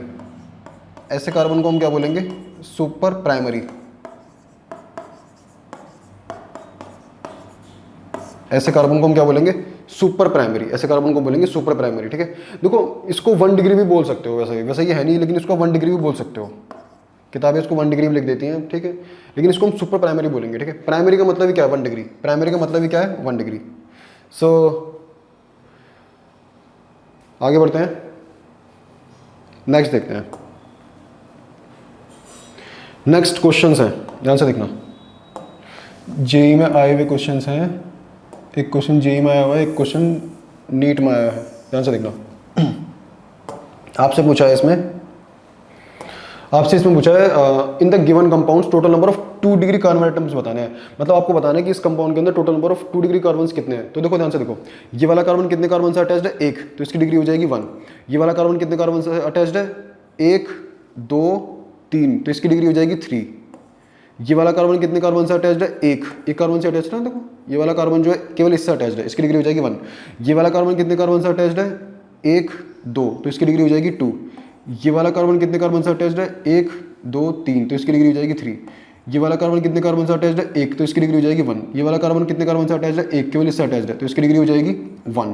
ठीक है, तो total number of 2 degree carbon कितने हैं, एक ही है ना, 2 डिग्री कार्बन एक ही है। ठीक है, अब देखो अगर आपको इस क्वेश्चन में क्लैरिटी नहीं आ रही तो आप क्या करो, इस CH3 को उठाकर यहाँ पे लगा दो, ऐसे ही इस CH3 को उठाकर यहाँ पे लगा दो, क्लैरिटी बढ़ जाएगी आपकी। ठीक है, मतलब जैसे ही आप इन दोनों को उठाकर यहाँ पे और यहाँ पे लगाओगे तो आपका स्ट्रक्चर कुछ इस तरीके का बन जाएगा। आपको जो स्ट्रक्चर होगा वो कुछ इस तरीके का बन जाएगा। It will be something like this. आपका स्ट्रक्चर कुछ है इस तरह का बन जाएगा, थोड़ी क्लैरिटी और बढ़ जाएगी। ध्यान से देखो, ध्यान से देखना। ये दोनों कार्बन एक ही है। ये वाला कार्बन कितने कार्बन से अटैच्ड है, 1, तो इसकी डिग्री हो जाएगी 1। ये वाला कार्बन कितने कार्बन से अटैच्ड है, ये वाला कार्बन कितने कार्बन से अटैच्ड है, 1, तो इसकी डिग्री हो जाएगी 1। अब देखो ये वाला कार्बन, देखो ये वाला कार्बन कितने कार्बन से अटैच्ड है, 1 2 3, तो इसकी डिग्री हो जाएगी 3। ये वाला कार्बन कितने कार्बन से अटैच्ड है, 1 2, तो इसकी डिग्री हो जाएगी 2। देख लो डिग्री 2 है। ठीक है, ऐसी इसकी डिग्री क्या है, 3। देखो ये रही। ये वाला कार्बन कितने कार्बन से अटैच्ड है, 1 2 3, तो इसकी डिग्री हो जाएगी 3। देख लो 3 है। इन दोनों की डिग्री क्या है, 1 1, इन दोनों की डिग्री क्या है, 1 1। तो number of 2 degree carbon atoms कितने हैं, एक ही है ना, तो फिर एक ही है, दूसरा कोई है ही नहीं। तो आंसर क्या हो जाएगा, बी ऑप्शन इज करेक्ट। समझ गए ना, समझ गए ना। सो इस तरीके से आप क्वेश्चंस कर सकते हो। सो नेक्स्ट देखते हैं हम। नेक्स्ट हम देखेंगे नीट का क्वेश्चन है, ध्यान से देखना। ये भी क्वेश्चन एनटीए ने ही बनाया है। कोई भी क्वेश्चन ये सोच के मत करना कि भाई ये क्वेश्चन नीट का है तो जेई वाले नहीं करेंगे। जेई मेंस का और नीट का लेवल, दोनों का लेवल ऑलमोस्ट सेम होता है। जेई का पेपर भी एनटीए बनाता है, नीट का पेपर भी एनटीए बनाया जाता है, तो दोनों क्वेश्चंस एनटीए ने ही बनाए हैं। ठीक है, ध्यान से देखो। ये आपसे बोल रहा है एक compound with a molecular formula C6H14। कोई कंपाउंड है जिसका फॉर्मूला क्या है, C6H14 है, जिसके पास 2 टर्शरी कार्बन्स हैं, जिसके पास 2 टर्शरी कार्बन्स है। ठीक है, तो कौन सा कंपाउंड होगा जिसके पास 2 टर्शरी कार्बन्स है। देखो एक चीज मैं आपको बताना चाहता हूँ। टर्शरी कार्बन आपको ब्रांच्ड चेन में मिलेगा, स्ट्रेट चेन में आपको टर्शरी कार्बन नहीं मिलेगा। स्ट्रेट चेन में आपको प्राइमरी कार्बन मिलेगा और सेकेंडरी कार्बन मिलेगा, टर्शरी कार्बन नहीं मिलेगा। ठीक है, टर्शरी कार्बन आपको ब्रांच्ड चेन में मिलेगा। तो देखो N का मतलब क्या है, स्ट्रेट। N का मतलब क्या है, स्ट्रेट। तो N हेक्सेन तो स्ट्रेट चेन है, तो इसमें तो आपको कोई भी टर्शरी कार्बन नहीं मिलेगा। ठीक है, तो ये तो ऑप्शन होगा नहीं। अब देखो मैं आपको इसमें मैं आपको इसमें ट्रिक बताऊंगा। देखो अगर आप इसका स्ट्रक्चर बनाओगे, उससे निकालोगे, उससे भी आ जाएगा। ठीक है, लेकिन एक ट्रिक देखो, ट्रिक से कैसे बताओगे आप। अगर देखो आपको कुछ इस तरीके से गिवन है कि 2 मिथाइल या फिर 3 क्लोरो या फिर 4 ब्रोमो, अगर आपको कुछ इस तरीके से डेटा गिवन है तो इसके अंदर आपको 1 टर्शरी कार्बन मिलेगा। आपको इसके अंदर आपको 1 टर्शरी कार्बन मिलेगा। ठीक है, लेकिन अगर देखो आपको कुछ इस तरीके से गिवन हो 2,3 3,4 4, या फिर 2,5, मतलब कोई भी नंबर रिपीट ना हो रहा हो, ठीक है, मतलब कोई भी नंबर 2 बार रिपीट ना हो रहा हो। देखो यहाँ पर देखो 2 है, क्या एक और 2 दिखाई दे रहा है, नहीं। यहाँ पर देखो 3 है, क्या एक और 3 है, क्या नहीं। तो देखो दोनों नंबर अलग अलग है, मतलब दोनों नंबर अलग अलग होने चाहिए। तो ऐसे केस में आपको 2 टर्शरी कार्बन मिलेंगे, ऐसे केस में आपको 2 टर्शरी कार्बन मिलेंगे। ठीक है, लेकिन देखो अगर आपको डेटा कुछ इस तरीके से गिवन हो, मतलब अगर आपको क्वेश्चन में कुछ इस तरीके से गिवन हो कि 2,2, या फिर आपको गिवन हो 3,3, या फिर आपको गिवन हो 4,4, या फिर आपको देखो ऐसे गिवन हो कि 2,3,3,4, या फिर आपको ऐसे गिवन हो 3,4,4,5। अब देखो ध्यान से देखना, देखो यहाँ पर देखो 2 जो है, यहाँ पर देखो 2 देखो 2 बार आ रहा है। अब देखो 2 देखो 2 बार आ रहा है, यानी कि एक कार्बन पर 2 ब्रांच लगी है। जब भी मतलब मतलब 2 आपको 2 बार यहाँ पर नहीं दिखना चाहिए। ऐसे देखो 3 यहाँ पर देखो 2 बार आ रहा है, एक बार 3 आ रहा है, एक और 3 देखो ये रहा। ऐसे देखो 4 देखो यहाँ पर 2 बार आ रहा है, तो यहाँ पर आपको कोई भी टर्शियरी कार्बन नहीं मिलेगा, यहाँ पर आपको कोई भी टर्शियरी कार्बन नहीं मिलेगा। जैसे देखो इसको देखो 2 देखो एक बार है, क्या दूसरी बार 2 है क्या नहीं, क्या दूसरी बार 2 है क्या नहीं। ऐसे देखो 3 देखो एक बार है, दूसरी बार 3 है क्या, हाँ 2 3 आपको दिखाई दे रहे हैं। यहाँ पर कोई भी तो 3 के वजह से आपको कोई भी टर्शियरी कार्बन नहीं मिलेगा, ठीक है। लेकिन 2 के वजह से एक टर्शियरी कार्बन मिलेगा, 4 के वजह से एक टर्शियरी कार्बन मिलेगा। ऐसे देखो यहाँ पर देखो 4 2 बार आ रहा है, तो 4 के वजह से कोई भी टर्शियरी कार्बन नहीं मिलेगा, मतलब 4th पोजीशन पे आपको कोई भी टर्शियरी कार्बन नहीं मिलेगा। लेकिन आपको यहाँ पर थर्ड पोजीशन पे और 5th पोजीशन पे आपको टर्शियरी कार्बन मिलेंगे, ठीक है। तो यहाँ पर आपको टोटल 2 टर्शियरी कार्बन मिलेंगे, यहाँ पर आपको टोटल 2 टर्शियरी कार्बन मिलेंगे, ठीक है, समझ गए ना। अब देखो सुनो, आपको सपोज इस तरीके से गिवन हो कि 2, 3, 3, 4, 5। सपोज आपको इस तरीके से गिवन हो, या फिर आपको ऐसे गिवन हो कि 3, 4, 5, 6। आपको कुछ इस तरीके से कोई कंपाउंड गिवन हो, ठीक है। तो देखो यहाँ पर ध्यान से देखना, मुझे यहाँ पर एक चीज़ बताओ, देखो यहाँ पर देखो, यहाँ पर एक 2 तो ये रहा, क्या एक और 2 आपको दिखाई दे रहा है, नहीं। तो इस 2 की वजह से आपको एक टर्शियरी कार्बन मिलेगा। यहाँ पर देखो एक 3 ये रहा, एक और 3 भी ये रहा, ठीक है। तो 2 3 है, तो इन 3 तो थर्ड पोजीशन पे आपको कोई भी टर्शियरी कार्बन नहीं मिलेगा, क्योंकि थर्ड पोजीशन पर 2 ब्रांचेज हैं, एक इसके वजह से एक इसके वजह से। अब देखो 4th पोजीशन पे देखो नंबर 4 आपको देखो क्या नंबर 4 आपको एक और कोई नंबर 4 दिखाई दे रहा है, नहीं। यानी कि 4th पोजीशन पे केवल एक ही ब्रांच है, मतलब 4 आपको दोबारा दिखाई नहीं दे रहा, तो 4 के वजह से आपको एक टर्शियरी कार्बन मिलेगा। ऐसे 5th पोजीशन पे आपको एक और टर्शियरी कार्बन मिलेगा, ठीक है। देखो उसको देखो, यहाँ पर एक 3 है, क्या एक और 3 है क्या, नहीं। ऐसे यहाँ पर 4 है, क्या एक और 4 है क्या, नहीं। यहाँ पर 5 है, क्या एक और 5 है क्या, हाँ, ये देखो ये रहा। तो 5th पोजीशन पे आपको कोई भी टर्शियरी कार्बन नहीं मिलेगा, ठीक है। यहाँ पर 6 है, क्या एक और 6 है क्या, नहीं। तो देखो 3, 4 और 6 पर 3, 4 और 6 पर आपको क्या मिलेंगे, टर्शियरी कार्बन मिलेंगे, मतलब 3rd, 4th और 6th पोजीशन पर आपको टर्शियरी कार्बन मिलेंगे, ठीक है। तो इन दोनों में ही आपको 3 टर्शियरी कार्बन मिलेंगे, इन दोनों में ही आपको 3 टर्शियरी कार्बन मिलेंगे, ठीक है। समझ गए नहीं समझ गए। तो अगर कोई भी नंबर मतलब दोनों नंबर अगर आपके सेम है, तो समझ जाना वहाँ पर आपको कोई भी टर्शियरी कार्बन नहीं मिलेगा, वहाँ पर आपको क्वाटरनरी कार्बन मिल सकता है। देखो जेई के लिए आपको ये याद रखना है, 90% केस में ये ट्रिक आपकी चल जाएगी, ठीक है। और अगर आप स्ट्रक्चर बना के करोगे तो हो ही जाएगा, ठीक है। तो इसका मतलब यहाँ पर C6H14 में आपका कौन सा ऑप्शन सही होगा, C option is correct. Structure बनाओगे फिर तो आप बता ही दोगे, ठीक है। स्ट्रक्चर बनाओगे फिर तो आप बता ही दोगे। नेक्स्ट देखते हैं, एक बार इसको आप देख लो। नेक्स्ट देखते हैं, नेक्स्ट है डिग्री ऑफ हाइड्रोजन। देखो बहुत सिंपल है ये, कुछ नहीं है, जल्दी इसमें हम टाइम वेस्ट नहीं करेंगे, ध्यान से देखना। जो डिग्री कार्बन की होगी वही सेम डिग्री उस कार्बन पर अटैच्ड हाइड्रोजन की होगी। जो डिग्री कार्बन की होगी वही सेम डिग्री उस कार्बन पर अटैच्ड हाइड्रोजन की होगी। जैसे यहाँ पर इस कार्बन की डिग्री क्या है, यहाँ पर इस कार्बन की डिग्री क्या है 2, तो इस कार्बन पर अटैच्ड जो हाइड्रोजन है उसकी भी डिग्री क्या होगी 2। जैसे यहाँ पर इस कार्बन की डिग्री क्या है 1, तो इस कार्बन पर अटैच्ड जो ये हाइड्रोजन है इसकी भी डिग्री क्या हो जाएगी 1। यहाँ पर इस कार्बन की डिग्री क्या है 1, तो इस कार्बन पर अटैच्ड जो ये हाइड्रोजन है इसकी भी डिग्री क्या हो जाएगी 1। तो आपसे अगर कोई पूछता है कि भैया टोटल 2 डिग्री वाले हाइड्रोजन कितने होंगे, टोटल 2 डिग्री वाले हाइड्रोजन कितने होंगे, तो कितने हैं, 2 है ना, देखो 2 है ना, देखो ये 2 है, ठीक है। आपसे अगर कोई पूछता है कि टोटल 1 डिग्री वाले हाइड्रोजन कितने हैं, टोटल 1 डिग्री वाले हाइड्रोजन कितने हैं, तो 1 डिग्री वाले हाइड्रोजन कितने हैं 3 और 3 6। आपसे कोई पूछता है टोटल 3 डिग्री वाले हाइड्रोजन कितने हैं, टोटल 3 डिग्री वाले हाइड्रोजन कितने हैं, तो एक भी नहीं, 3 डिग्री वाले हाइड्रोजन यहाँ पर है ही नहीं, ठीक है। अब ध्यान से देखो degree of alcohol. Degree of alcohol क्या होती है, मैं इसको एग्जाम्पल से आपको बताऊंगा, ध्यान से देखना।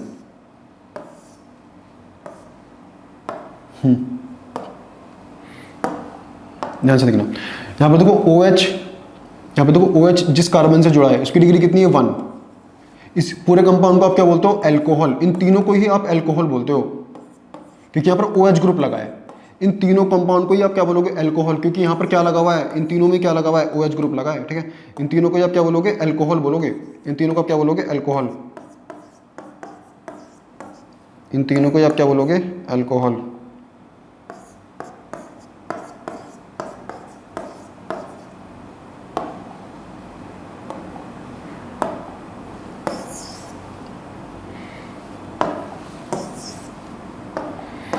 इन तीनों के आप क्या बोलोगे, एल्कोहल बोलोगे, ठीक है। अब ध्यान से देखना, देखो यहाँ पर OH ग्रुप जो है, OH ग्रुप जिस कार्बन से जुड़ा है उस कार्बन की डिग्री क्या है 1, तो इसको आप बोलोगे 1 डिग्री एल्कोहल। इसको आप क्या बोलोगे, 1 डिग्री एल्कोहल। अब देखो यहाँ पर OH जिस कार्बन से जुड़ा है वो कार्बन कितने कार्बन से जुड़ा है 2, तो इस कार्बन की डिग्री क्या है 2, तो OH ग्रुप जिस कार्बन से जुड़ा है उस कार्बन की डिग्री क्या है 2, तो इसको आप बोलोगे 2 डिग्री एल्कोहल। तो इस पूरे कंपाउंड का क्या बोलोगे 2 डिग्री एल्कोहल, ठीक है। अब देखो यहाँ पर OH ग्रुप जिस कार्बन से जुड़ा है, ये वाला कार्बन कितने कार्बन से जुड़ा है 3, 1 2 3, तो इस कार्बन की डिग्री क्या है 3। तो इस पूरे कंपाउंड को आप क्या बोलोगे 3 डिग्री एल्कोहल। 3 डिग्री एल्कोहल क्यों बोलोगे, क्योंकि OH ग्रुप जिस कार्बन से जुड़ा है उस कार्बन की डिग्री क्या है 3। समझ गए ना। अब ध्यान से देखो, आगे देखते हैं हम डिग्री ऑफ अमीन। जैसे डिग्री ऑफ कार्बन होती है, डिग्री ऑफ हाइड्रोजन होती है, डिग्री ऑफ एल्कोहल होती है, ऐसी डिग्री ऑफ अमीन भी होती है, ठीक है। बहुत सिंपल है ये, ऐसे एकदम। देखो इसका तो नाम आपने सुना ही होगा, इसका तो नाम सिंपल अमोनिया। यहाँ पर कोई डिग्री विग्री का चक्कर नहीं है, इसका नाम क्या है अमोनिया, ठीक है। ध्यान से देखो, यहाँ पर देखो NH, यहाँ पर देखो नाइट्रोजन जिस कार्बन से जुड़ा है, नाइट्रोजन जिस कार्बन से जुड़ा है, मतलब नाइट्रोजन कितने कार्बन से जुड़ा है 1, तो यहाँ पर नाइट्रोजन की डिग्री क्या हो जाएगी 1। यहाँ पर नाइट्रोजन की डिग्री क्या हो जाएगी 1। देखो ये तीनों ही कंपाउंड क्या है आपके अमीन है, ये तीनों ही कंपाउंड आपके क्या है अमीन।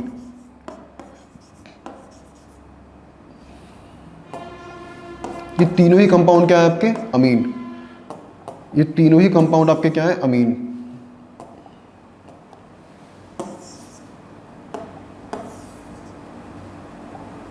ये तीनों ही कंपाउंड क्या है आपके अमीन। ध्यान से देखना, यहां पर देखो नाइट्रोजन कितने कार्बन से जुड़ा है 1, तो इस कंपाउंड को हम बोलेंगे 1 डिग्री अमीन।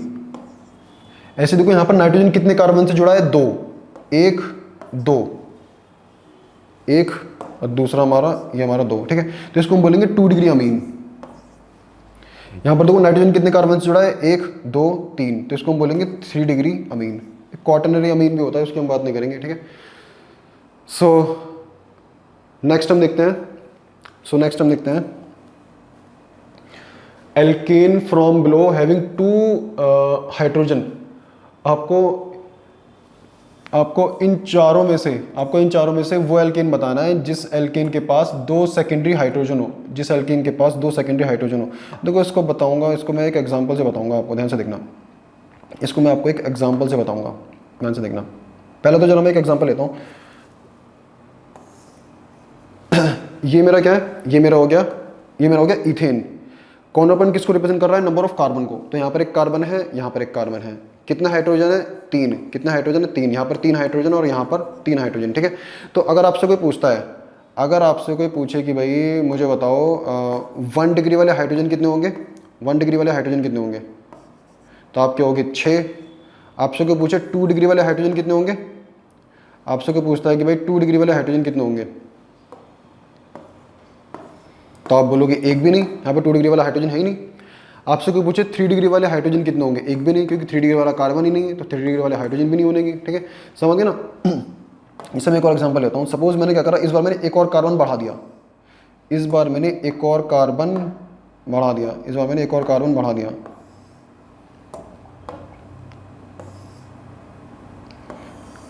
इस बार मैंने स्ट्रक्चर बनाया है किसका, प्रोपेन का। इस बार मैंने एक और कार्बन को इंक्रीज कर दिया, तो देखो यहाँ पर एक कार्बन लगा है, यहाँ पर एक कार्बन लगा है, यहाँ पर एक कार्बन लगा है।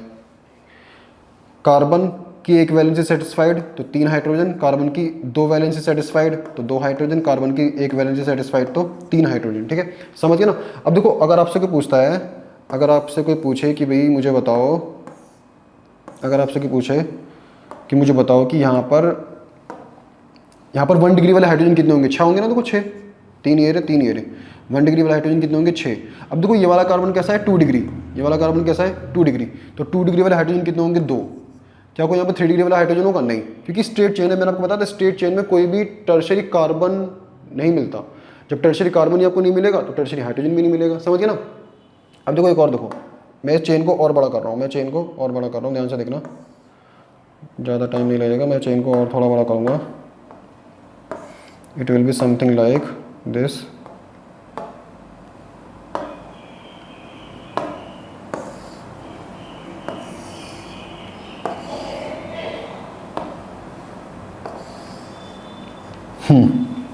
अब देखो ध्यान से देखो, यहाँ पर एक कार्बन लगा है, यहाँ पर एक कार्बन लगा है, यहाँ पर एक कार्बन लगा है, यहाँ पर एक कार्बन लगा है, यहाँ पर 3 हाइड्रोजन, यहाँ पर 2 हाइड्रोजन, यहाँ पर भी 2 हाइड्रोजन, यहाँ पर 3 हाइड्रोजन, ठीक है। समझ गए ना। अगर आपसे कोई पूछता है कि भाई मुझे बताओ टोटल नंबर ऑफ अगर आपसे कोई पूछता है कि भाई मुझे बताओ टोटल नंबर ऑफ 1 डिग्री वाले हाइड्रोजन कितने हैं, टोटल नंबर ऑफ 1 डिग्री वाले हाइड्रोजन कितने हैं, तो 1 डिग्री वाले कार्बन कितने हैं, 2। 1 डिग्री वाले कार्बन 2 ही हैं, तो 1 डिग्री वाले हाइड्रोजन भी कितने होंगे, 6 होंगे ना, 3 और 3 6। 2 डिग्री वाले कार्बन कितने हैं, 2। ये भी कार्बन 2 डिग्री का, ये भी कार्बन 2 डिग्री वाला, ठीक है। तो 2 डिग्री वाले हाइड्रोजन कितने होंगे, 4 होंगे ना, 2 और 2 4। स्ट्रेट चेन है तो कोई भी टर्शियरी कार्बन आपको नहीं मिलेगा। अगर कोई भी टर्शियरी कार्बन ही नहीं है तो कोई भी टर्शियरी हाइड्रोजन भी नहीं होगा। समझ गए, नहीं समझ गए। तो मुझे यहाँ पर आपको एक चीज़ बतानी है कि जैसे जैसे चेन बड़ी होती जा रही है, जैसे जैसे चेन बड़ी होती जा रही है, तो सेकेंडरी हाइड्रोजन भी बढ़ते चले जा रहे हैं, सेकेंडरी हाइड्रोजन भी बढ़ते चले जा रहे हैं। मतलब आप एक कार्बन बढ़ाओगे तो आपको 2 सेकेंडरी हाइड्रोजन एक्स्ट्रा मिल जाएंगे। अब एक और कार्बन बढ़ाओ तो 2 सेकेंडरी हाइड्रोजन और बढ़ जाएंगे, ठीक है। यानी कि चेन जितनी बड़ी होगी सेकेंडरी हाइड्रोजन भी उतने ज़्यादा होंगे, चेन जितनी छोटी होगी सेकेंडरी हाइड्रोजन भी उतने कम होंगे, ठीक है। अब देखो ध्यान से देखो, आपसे इस क्वेश्चन में पूछा है कि भाई मुझे ये बताओ कि ऐसा कंपाउंड बताओ जिसके पास 2 सेकेंडरी हाइड्रोजन हो, जिसके पास 2 सेकेंडरी हाइड्रोजन, 2 तो बहुत कम हो गए ना। तो 2 सेकेंडरी हाइड्रोजन तो आपको छोटी चेन में मिलेंगे ना। तो आप क्या करोगे, आप इन तीनों में से छोटी चेन को सबसे पहले चेक करोगे। अब इस तीनों में सबसे पहले छोटी चेन को चेक करोगे, और छोटी चेन देखो कौन सी है, पैंटेन। भाई पैंटेन से बड़ा तो हेक्सेन है, हेक्सेन से बड़ा हेप्टेन, हेप्टेन से बड़ा ऑक्टेन। तो सबसे पहले आप छोटी चेन को चेक करो। अब देखो इसकी स्ट्रक्चर बनानी बहुत सिंपल है। पैंटेन में कितने कार्बन होते हैं, पैंटेन में कितने कार्बन होते हैं, 5। तो आप 5 कार्बन बना दो, आप 5 कार्बन बना दो, it will be something like this. 5 carbon हो गए, ठीक है। अब देखो सुनो, इसने बोला है 2,2,3,3 टेट्रा मिथाइल, मतलब 4 मिथाइल लगे हैं। 2 मिथाइल तो सेकंड पोजीशन पे लगे हैं, मैं इसको फर्स्ट पोजीशन मान लेता हूँ, मैं इसको फर्स्ट पोजीशन मान लेता हूँ। तो 2 मिथाइल तो सेकंड पोजीशन पे लगे हैं। देखो CH3 को हम मिथाइल कहते हैं, CH3 को हम मिथाइल कहते हैं, CH3 को हम मिथाइल कहते हैं, ठीक है ना। CH4 को हम मीथेन बोलते हैं, CH4 को हम मीथेन बोलते हैं, ठीक है। तो देखो 2 मिथाइल तो आपके सेकंड पोजीशन पे लगे हैं। हम वैसे आगे इसकी स्ट्रक्चर बनाना सीखेंगे, लेकिन इसकी स्ट्रक्चर बनानी बहुत सिंपल है, आप बना लोगे, ठीक है। अब देखो 2 मिथाइल आपके बाकी कहाँ पे लगे हुए हैं, थर्ड पोजीशन पे। 2 मिथाइल बाकी का भी कहाँ पे लगे हुए हैं, थर्ड पोजीशन पे। एक मिथाइल यहाँ पे लगा हुआ है और एक और मिथाइल बिल्कुल से इसी कार्बन पे लगा है। It will be something like this. समझ गए, नहीं समझ गए। और बाकी का हाइड्रोजन लगा दो, यहाँ पर 3 हाइड्रोजन लगेंगे, यहाँ पर 2 हाइड्रोजन लगेंगे, यहाँ पर 3 हाइड्रोजन लगेंगे। समझ गए, नहीं समझ गए। अब देखो ध्यान से देखो, ये वाला कार्बन मेरा 1 डिग्री, ये वाला कार्बन मेरा 1 डिग्री, ये वाला कार्बन मेरा कॉटन। ये दोनों कार्बन कैसे कॉटनरी, क्योंकि देखो ये वाला कार्बन कितने कार्बन से अटैच्ड है, 4, 1 2 3 4। ऐसे ये वाला कार्बन ऐसे ये वाला कार्बन भी 4 कार्बन से अटैच्ड है। ये वाला कार्बन मेरा कैसा है, 2 डिग्री, क्योंकि ये वाला कार्बन कितने कार्बन से अटैच्ड है, 2 1 2। ये वाला कार्बन कैसा है मेरा, 1 डिग्री। समझ गए, नहीं समझ गए। तो total number of 2 degree hydrogen कितने हैं, 2 है ना। देखो ये 2, तो 2 डिग्री वाले हाइड्रोजन कितने हैं, 2। समझ गए, नहीं समझ गए। तो इसका ऑप्शन कौन सा हो जाएगा, तो इसका ऑप्शन कौन सा हो जाएगा, सी। इसका ऑप्शन क्या हो जाएगा, सी। अब देखो यहाँ पर एक चीज देखो, मैंने आपसे क्या बोला था कि जब भी आपको ऐसे दिखे 2,2 3,3, मतलब एक नंबर 2 बार आ रहा हो, मतलब रिपीट हो रहा हो, देखो 2 देखो 2 बार आ रहा है, तो इस 2 के वजह से कोई भी टर्शियरी कार्बन नहीं मिलेगा। टर्शियरी कार्बन की बात कर रहा हूँ, जो बात मैंने पीछे करी थी। ऐसे इस 3 के वजह से देखो 3 2 बार आ रहा है, तो कोई भी आपको टर्शियरी कार्बन नहीं मिल रहा। तो यहाँ पर देखो, यहाँ पर कोई टर्शियरी कार्बन है क्या, नहीं। यहाँ पर कोई टर्शियरी कार्बन है क्या, नहीं। हाँ, अगर ऐसे होता 2,3, तो इसमें आपको मिल जाता टर्शियरी कार्बन। समझ गए, नहीं समझ गए। तो आप यहाँ से भी देख सकते हो कि कोई भी टर्शियरी कार्बन नहीं है, स्ट्रक्चर बना के भी देख सकते हो। समझ गए ना। तो ये कुछ इस तरीके से होगा। तो इसका करेक्ट ऑप्शन कौन सा हो जाएगा, सी। इसका करेक्ट ऑप्शन कौन सा हो जाएगा, सी।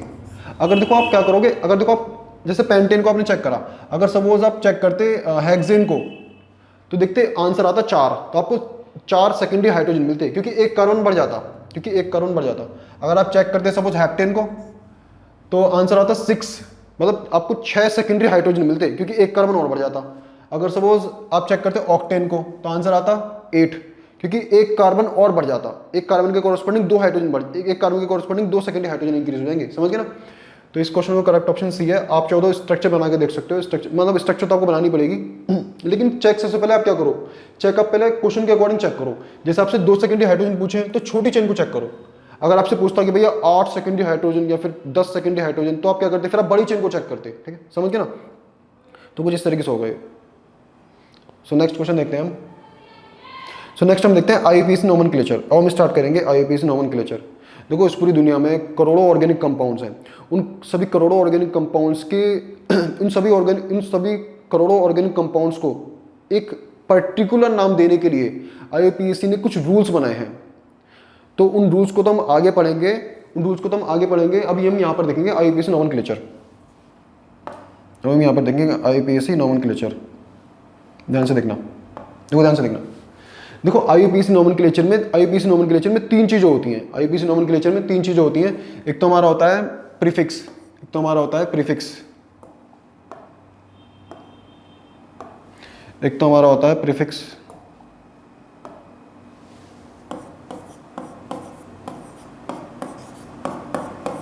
दूसरा होता है वर्ड रूट,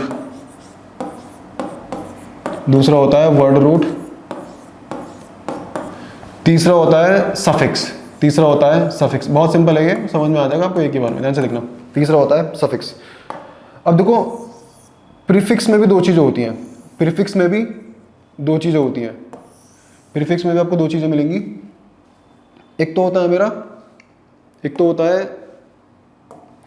सेकेंडरी प्रीफिक्स, दूसरा होता है प्राइमरी प्रीफिक्स।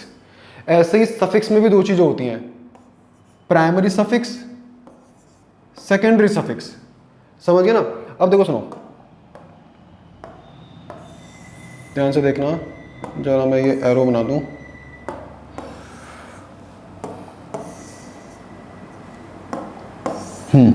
अब देखो सुनो, देखो सेकेंडरी प्रीफिक्स, टू डिग्री मतलब सेकेंडरी प्रीफिक्स हमको जानकारी देता है सब्स्टिट्यूएंट के बारे में। सेकेंडरी प्रीफिक्स हमको जानकारी देता है सब्स्टिट्यूएंट के बारे में। किसके बारे में? सब्स्टिट्यूएंट के बारे में। SUBSTITUENT, correct. सेकेंडरी प्रीफिक्स हमको जानकारी देता है सब्स्टिट्यूएंट के बारे में, यानी कि ब्रांचेस के बारे में।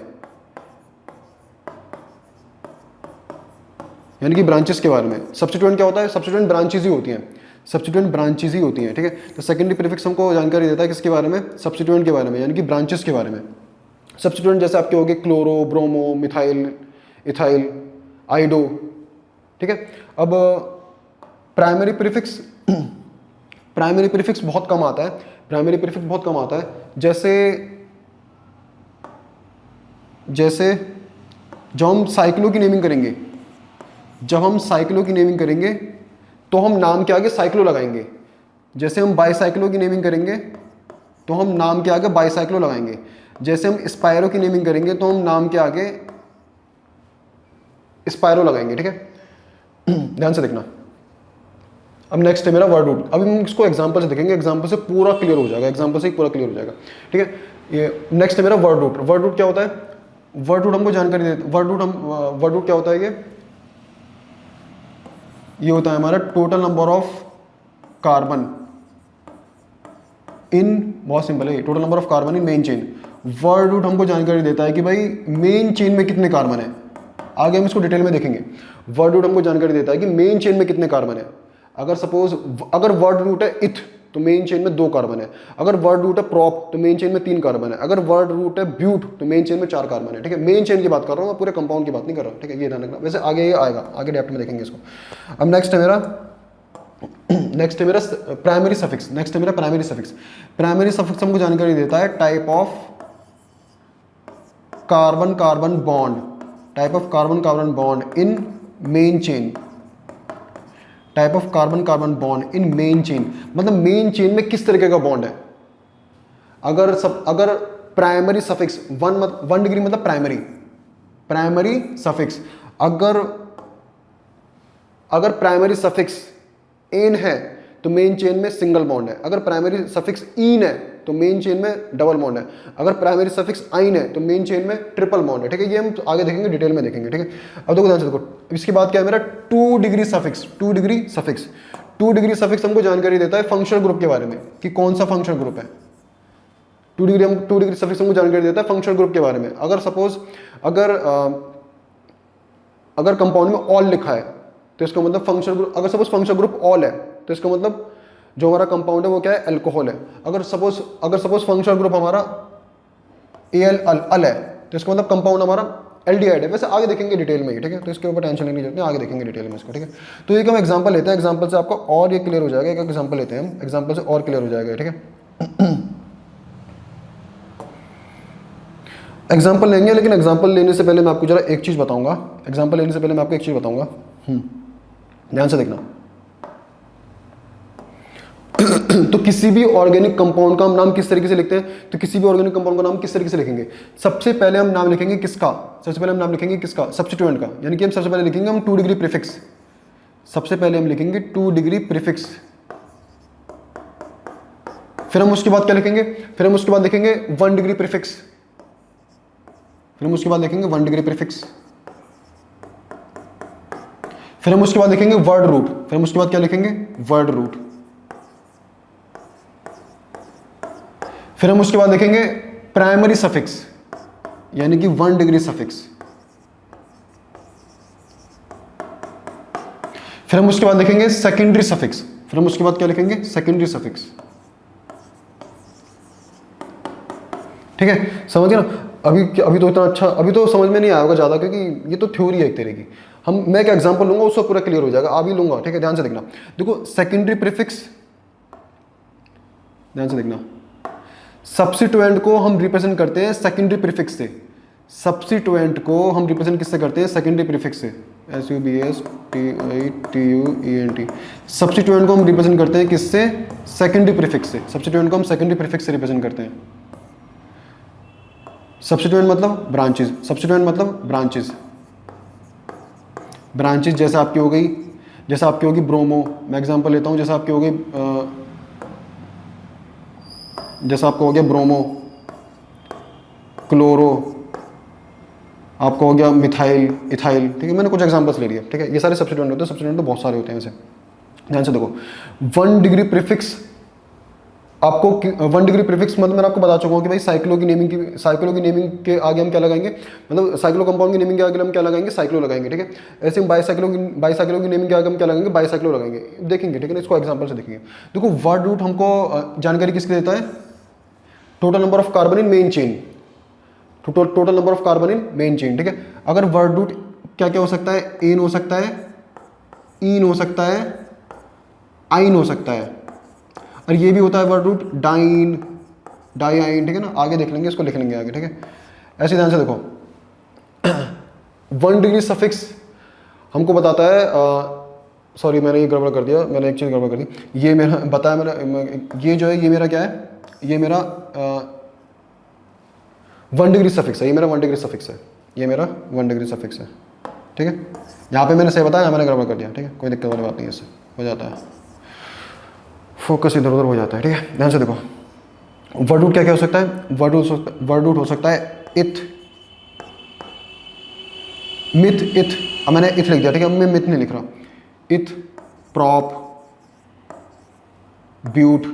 अगर वर्ड रूट इथ है तो मेन चेन में कितने कार्बन है, 2, अगर वर्ड रूट प्रॉप है तो मेन चेन में कितने कार्बन है, 3, ठीक है, ये सब आगे देखेंगे हम। तो 1 डिग्री सफिक्स का तो मैं लिख चुका हूँ। 2 डिग्री सफिक्स हमको किसके बारे में जानकारी देता है, फंक्शन ग्रुप के बारे में जानकारी देता है। एग्जांपल से देखेंगे, ठीक है, मैं सीधा एग्जांपल ही लेता हूँ, पहले मैं जरा इसको रफ करता हूँ, फिर मैं एक एग्जांपल लेता हूँ।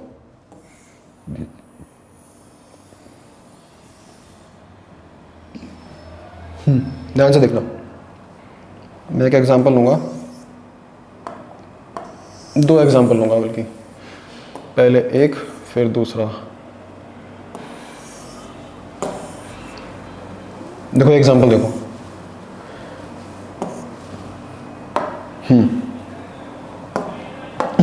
इसमें आपसे ये कुछ नहीं पूछा, कुछ नहीं है, मैं एग्जांपल से आपको समझा रहा हूँ। देखो ध्यान से देखो, देखो यहाँ पर ये जो 2 फॉर्माइल है, ये क्या है, ये मेरा सब्स्टिट्यूएंट है, ये मेरा सब्स्टिट्यूएंट है, ये मेरा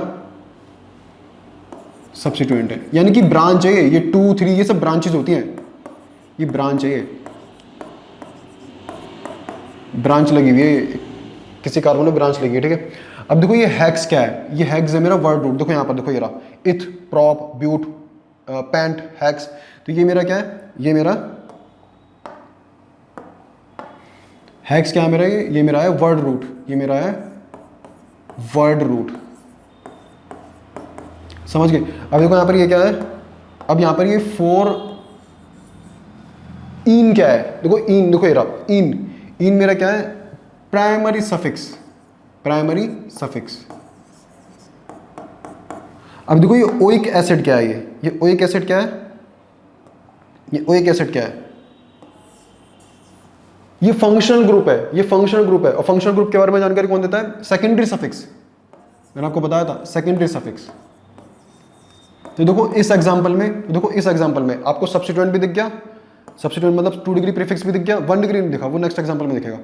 वर्ड रूट भी आपको यहाँ पर दिख गया, देखो इस एग्जांपल में प्राइमरी सफिक्स भी दिख गया, देखो ये रहा प्राइमरी सफिक्स, सेकेंडरी सफिक्स भी दिख गया, देखो ये रहा, समझ गए ना।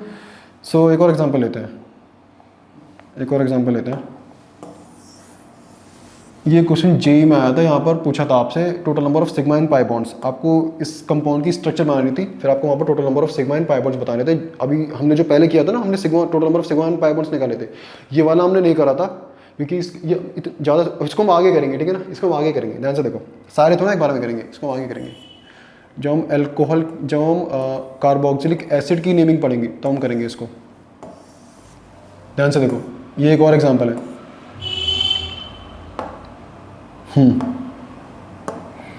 हाँ देखो ये 3,3 डाई मिथाइल, ये ब्रांच है, ये क्या है, ये मेरा सब्स्टिट्यूएंट है, सब्स्टिट्यूएंट मतलब 1 डिग्री 2 डिग्री प्रीफिक्स, ये क्या है, ये मेरा सब्स्टिट्यूएंट है, सब्स्टिट्यूएंट मतलब 1 डिग्री प्रीफिक्स। सब्स्टिट्यूएंट को हम 1 डिग्री प्रीफिक्स से रिप्रेजेंट करते हैं, सब्स्टिट्यूएंट को हम 1 डिग्री प्रीफिक्स से रिप्रेजेंट करते हैं। और ये मेरा 1 साइक्लो, ये मेरा क्या है, देखो ये रहा साइक्लो आ गया ना, देखो 1 डिग्री प्रीफिक्स में, साइक्लो मेरा क्या है 1 डिग्री प्रीफिक्स। मैंने क्या बोला था, अगर साइक्लो की नेमिंग करनी हो तो नाम क्या है, साइक्लो लगाएंगे, देखो नाम क्या है, साइक्लो लगा दिया, ठीक है। अब ये मेरा हेक्स क्या है, वर्ड रूट, ये मेरा हेक्स क्या है, वर्ड रूट, ये मेरा हेक्स क्या है, वर्ड रूट। अब एन क्या है ये, अब ये एन क्या है, एन किसको रिप्रेजेंट कर रहा है, सिंगल बॉन्ड को। एन किसको रिप्रेजेंट कर रहा है, सिंगल बॉन्ड को, एन रिप्रेजेंट कर रहा है सिंगल बॉन्ड को, एन रिप्रेजेंट कर रहा है सिंगल बॉन्ड को, ठीक है। तो ये मेरा क्या है, ये मेरा है 1 degree suffix, 1 degree suffix. All क्या है यहाँ पर ये ऑल क्या है, फंक्शनल ग्रुप। ऑल क्या होता है, एल्कोहल, ऑल क्या होता है, एल्कोहल, और एल्कोहल तो भाई एल्कोहल तो आपको होता है ये फंक्शनल ग्रुप, ठीक है। तो ओएल किसका फंक्शनल ग्रुप है, एल्कोहल का। तो ये मेरा क्या है, ये मेरा है सेकेंडरी सफिक्स। तो देखो यहाँ पर आपको पांचों दिख गए, ये मेरा क्या है सेकेंडरी प्रीफिक्स, ये मेरा क्या है प्राइमरी प्रीफिक्स, ये मेरा क्या है, सॉरी ये हेक्स मेरा क्या है वर्ड रूट, एन मेरा क्या है प्राइमरी सफिक्स, और ऑल क्या है सेकेंडरी सफिक्स। देखो एन किसको रिप्रेजेंट कर रहा है, सिंगल बॉन्ड को। मैंने आपको बताया था प्राइमरी सफिक्स किसको रिप्रेजेंट, प्राइमरी सफिक्स किसके बारे में जानकारी देता है, type of carbon carbon bond in main chain, कि मेन चेन में किस तरह का कार्बन है। एन का मतलब सिंगल बॉन्ड है, ऊपर देखो क्या है, ऊपर है इन का मतलब कि कार्बन कार्बन के बीच, मेन चेन में कार्बन कार्बन के बीच एक डबल बॉन्ड है। समझ गए नहीं समझ गए, तो अब ये समझ गए हो गया अब, ठीक है, एग्जाम्पल से आगे होगा समझ में। तो नेक्स्ट लिखते हैं हम, नेक्स्ट करते हैं हम इसके बाद, हाँ नेक्स्ट देखते हैं हम ब्रांचेस। ध्यान से देखो, अब ब्रांचेस देखते हैं, सॉरी सब्स्टिट्यूएंट, हाँ ब्रांचेस सब्स्टिट्यूएंट एक ही बात है। सब्स्टिट्यूएंट क्या होते हैं, सब्स्टिट्यूएंट ब्रांचेस होती है, सब्स्टिट्यूएंट क्या होती है, ब्रांचेस होती है। सब्स्टिट्यूएंट को मेन चेन में नहीं गिना जाता, सब्स्टिट्यूएंट की पोजीशन लिखनी बहुत इंपॉर्टेंट होती है। सब्स्टिट्यूएंट ब्रांचेस ही होती हैं, सब्स्टिट्यूएंट क्या होती है, ब्रांचेस ही होती है। इनको मेन चेन में नहीं गिनते हम, इनको मेन चेन में नहीं गिनते, इनकी पोजीशन लिखना बहुत इंपॉर्टेंट होता है। सो सब्स्टिट्यूएंट अलग अलग तरीके के सब्स्टिट्यूएंट हो सकते हैं, जैसे NO2, जैसे मेरा NO2 मेरा क्या होता है नाइट्रो, NO2 मेरा क्या होता है नाइट्रो, ठीक है। जैसे हो गया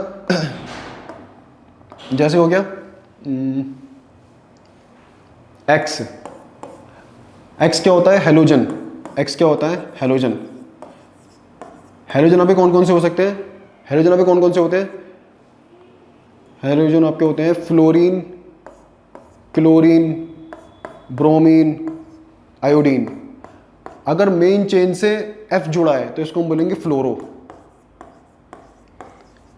अगर Cl मेन चेन से जुड़ा है तो इसको हम बोलेंगे क्लोरो। अगर Br मेन चेन से जुड़ा है तो इसको हम क्या बोलेंगे ब्रोमो। अगर आई मेन चेन से जुड़ा है तो उसको हम बोलेंगे आइडो, तो इसको हम क्या बोलेंगे आइडो। समझ गए ना, समझ में आ गया होगा आपको ये, ठीक है। अभी तो ये सिंपल है, तो कुछ है ही नहीं, ठीक है। ध्यान से देखो मेन चेन क्या होती है वो सब हम आगे देखेंगे, वैसे मेन चेन वो सब हम आगे देखेंगे, ठीक है। मेन चेन वो तो आपको जब हम IUPAC के रूल्स पढ़ेंगे तो आपको मेन चेन दिखेगी कार्बन की, ठीक है, तो वहाँ तो दिखी जाएगी आपको। ध्यान से देखो नेक्स्ट है हमारा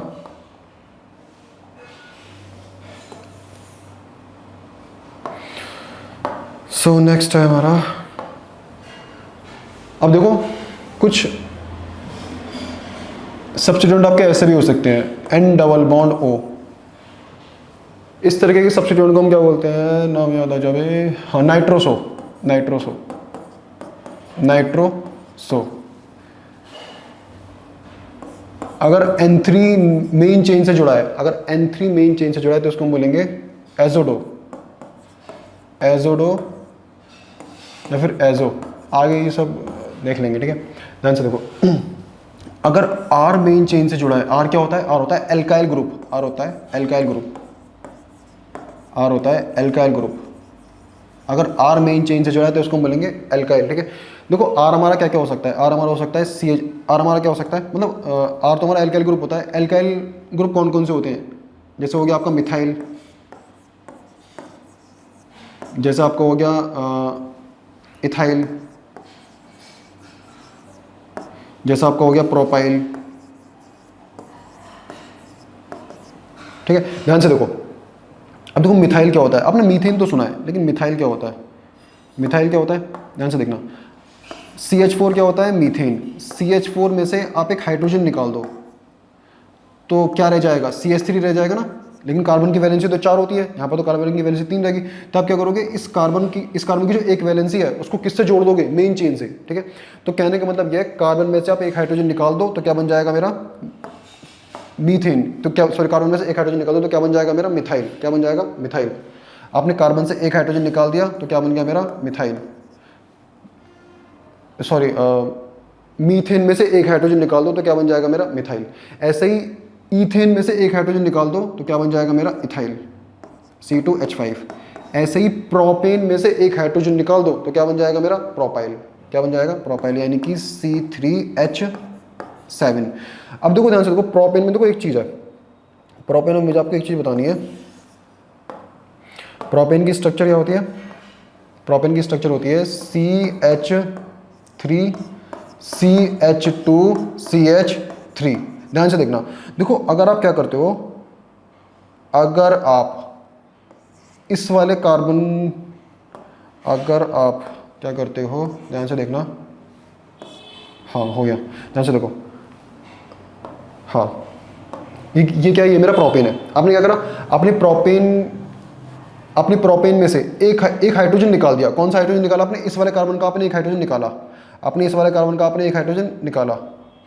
अच्छा हाइड्रोजन की कुछ और ही हो गया, ठीक है। ध्यान से देखो, दोबारा करते हैं, ठीक है, दोबारा करते हैं।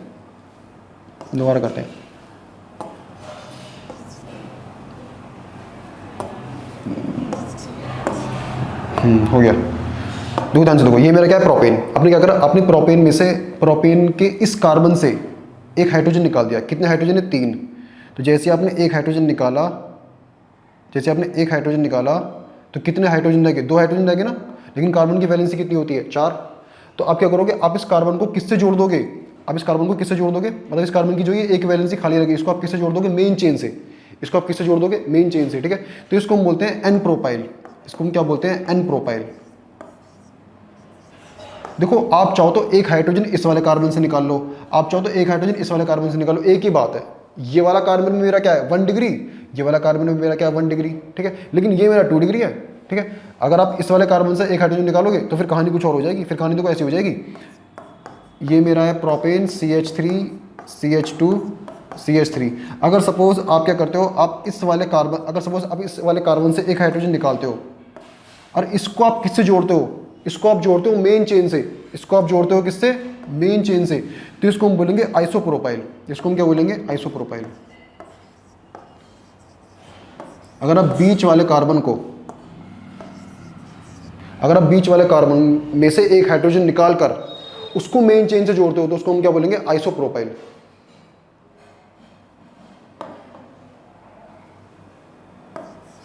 जिसको हम क्या बोलेंगे, आइसोप्रोपाइल। समझ गए ना, ठीक है, ये समझ गए हो गए। सो अब देखो इसमें कुछ और भी है, इसमें कुछ और भी सब्स्टिट्यूएंट्स हैं। इसमें देखो एक और है, इसमें एक और है। बेंजीन का फॉर्मूला क्या होता है, C6H6। बेंजीन का फॉर्मूला क्या होता है, C6H6। बेंजीन का फॉर्मूला क्या होता है, C6H6। अगर आप बेंजीन में से एक हाइड्रोजन को निकाल दोगे तो कितने हाइड्रोजन रह जाएंगे, 5, यानी कि C6H5। ठीक है, यानी कि जब आप बेंजीन में से एक हाइड्रोजन को निकाल दोगे, तो उसको हम बोलेंगे फिनाइल। उसको हम क्या बोलेंगे, फिनाइल। आप बेंजीन में से एक हाइड्रोजन को निकाल दो तो उसको हम क्या बोलेंगे, फिनाइल। ठीक है, अब देखो कुछ फंक्शन ग्रुप आपको ऐसे भी मिलेंगे, सॉरी फंक्शन ग्रुप नहीं, कुछ सब्स्टिट्यूएंट्स आपको ऐसे भी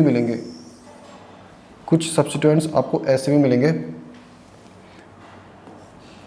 OR, इसको हम बोलते हैं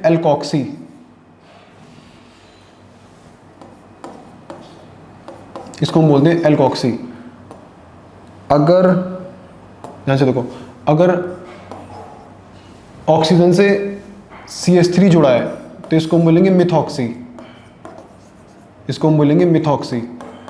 और ऑक्सीजन किससे जुड़ा है हमारा, मेन चेन से। अगर ऑक्सीजन से सपोज C2H5 जुड़ा है, या फिर सपोज अगर ऑक्सीजन से मतलब ऑक्सीजन के आगे ET लिखा हुआ है, तो इसको हम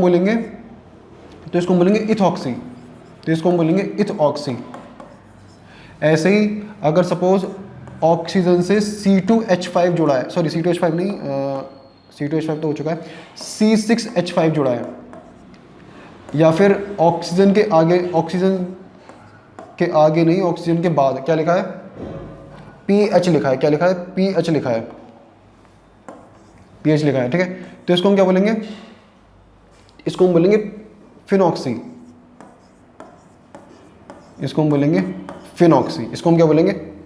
ठीक है। सो एक बार मैं एक चीज देख, चलो कोई बात नहीं, समझ गए होगे ना, ध्यान से देखो। एक बार जरा इसको चेक कर लेना, ये PH है ना, एक बार जरा इसको चेक कर लेना, शायद ये PH ही है। ठीक है, एक बार मैं इसको देख लेता हूँ, ये PH ही है ना।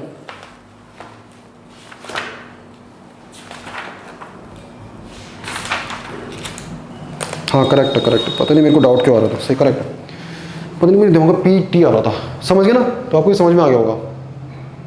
नेक्स्ट है, हाँ वर्ड रूट क्या होता है, मैंने आपको बताया था वर्ड रूट क्या होता है, total number of carbon in main chain में टोटल नंबर ऑफ कार्बन कितने हैं, इसके बारे में कौन हमको जानकारी देता है, वर्ड रूट। अगर वर्ड रूट इथ है तो मेन चेन में 2 कार्बन है, अगर वर्ड रूट मिथ है तो मेन चेन में 1 कार्बन है। चलो उसको देखते हैं, यहाँ पर टाइम वेस्ट नहीं करेंगे हम। ठीक है, ध्यान से देखो, अगर मेन चेन में 1 कार्बन है तो वर्ड रूट क्या आएगा, मिथ। पता नहीं बार बार दिमाग में इथ ही क्यों आता है, मिथ। अगर मेन चेन में 2 कार्बन है तो वर्ड रूट क्या आएगा, इथ। अगर मेन चेन में 3 कार्बन है तो वर्ड रूट क्या आएगा, प्रॉप। अगर मेन चेन में 4 कार्बन है तो मेन चेन क्या आएगा, ब्यूट। अगर सपोज मेन चेन में 5 कार्बन है तो वर्ड रूट क्या आएगा, पेंट। अगर मेन चेन में 6 कार्बन है तो वर्ड रूट क्या आएगा, हेक्स। अगर मेन चेन में 7 कार्बन है तो वर्ड रूट क्या आएगा, हेप्ट। अगर मेन चेन में 8 कार्बन है तो वर्ड रूट क्या आएगा, ऑक्ट। अगर मेन चेन में 9 कार्बन है तो वर्ड रूट क्या आएगा, नॉन। अगर मेन चेन में 10 कार्बन है तो वर्ड रूट क्या आएगा, डैक। अगर मेन चेन में 11 कार्बन है तो वर्ड रूट क्या आएगा, अनडैक। अगर मेन चेन में 12 कार्बन है तो वर्ड रूट क्या आएगा, डोडैक। अगर मेन चेन में 30 कार्बन है, 30 का मतलब 3 का मतलब ट्राई या कॉन्ट। अगर मेन चेन में 40 कार्बन है, 40 का 4 देखो, 4 का मतलब टेट्राकॉन्ट।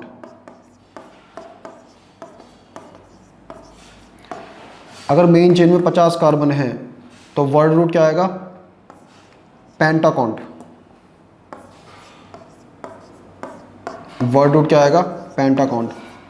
अगर मेन चेन में 60 कार्बन है तो वर्ड रूट क्या आएगा, तो वर्ड रूट क्या आएगा, हेक्साकॉन्ट। वर्ड रूट क्या आएगा, हेक्साकॉन्ट। ठीक है। सो ऐसी मेन चेन में अगर 70 कार्बन हो गए तो वर्ड रूट क्या आएगा, हेप्टाकॉन्ट। तो उसकी बात नहीं करेंगे वैसे। एग्जाम में तो आपको, एग्जाम में तो यहीं तक ही जाएगा वो। एग्जाम में आपको जो जेई या फिर आपका जो नीट का एग्जाम होगा वो कहाँ तक जाएगा, वो केवल बस यहाँ तक जाएगा, ज़्यादा मतलब 9 कार्बन तक जाएगा या 10 तक भी जा सकता है। मतलब एग्जाम में आपको बस यहाँ से आगे नहीं जाने का। ठीक है, ये तो मैंने एक्स्ट्रा नॉलेज के लिए आपको दे दिया। ठीक है। सो नेक्स्ट है हमारा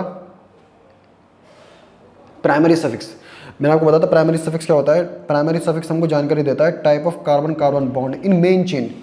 प्राइमरी सफिक्स हमको जानकारी देता है type of carbon carbon bond in main chain. Type of carbon carbon bond in main chain. ठीक है, ध्यान से देखो।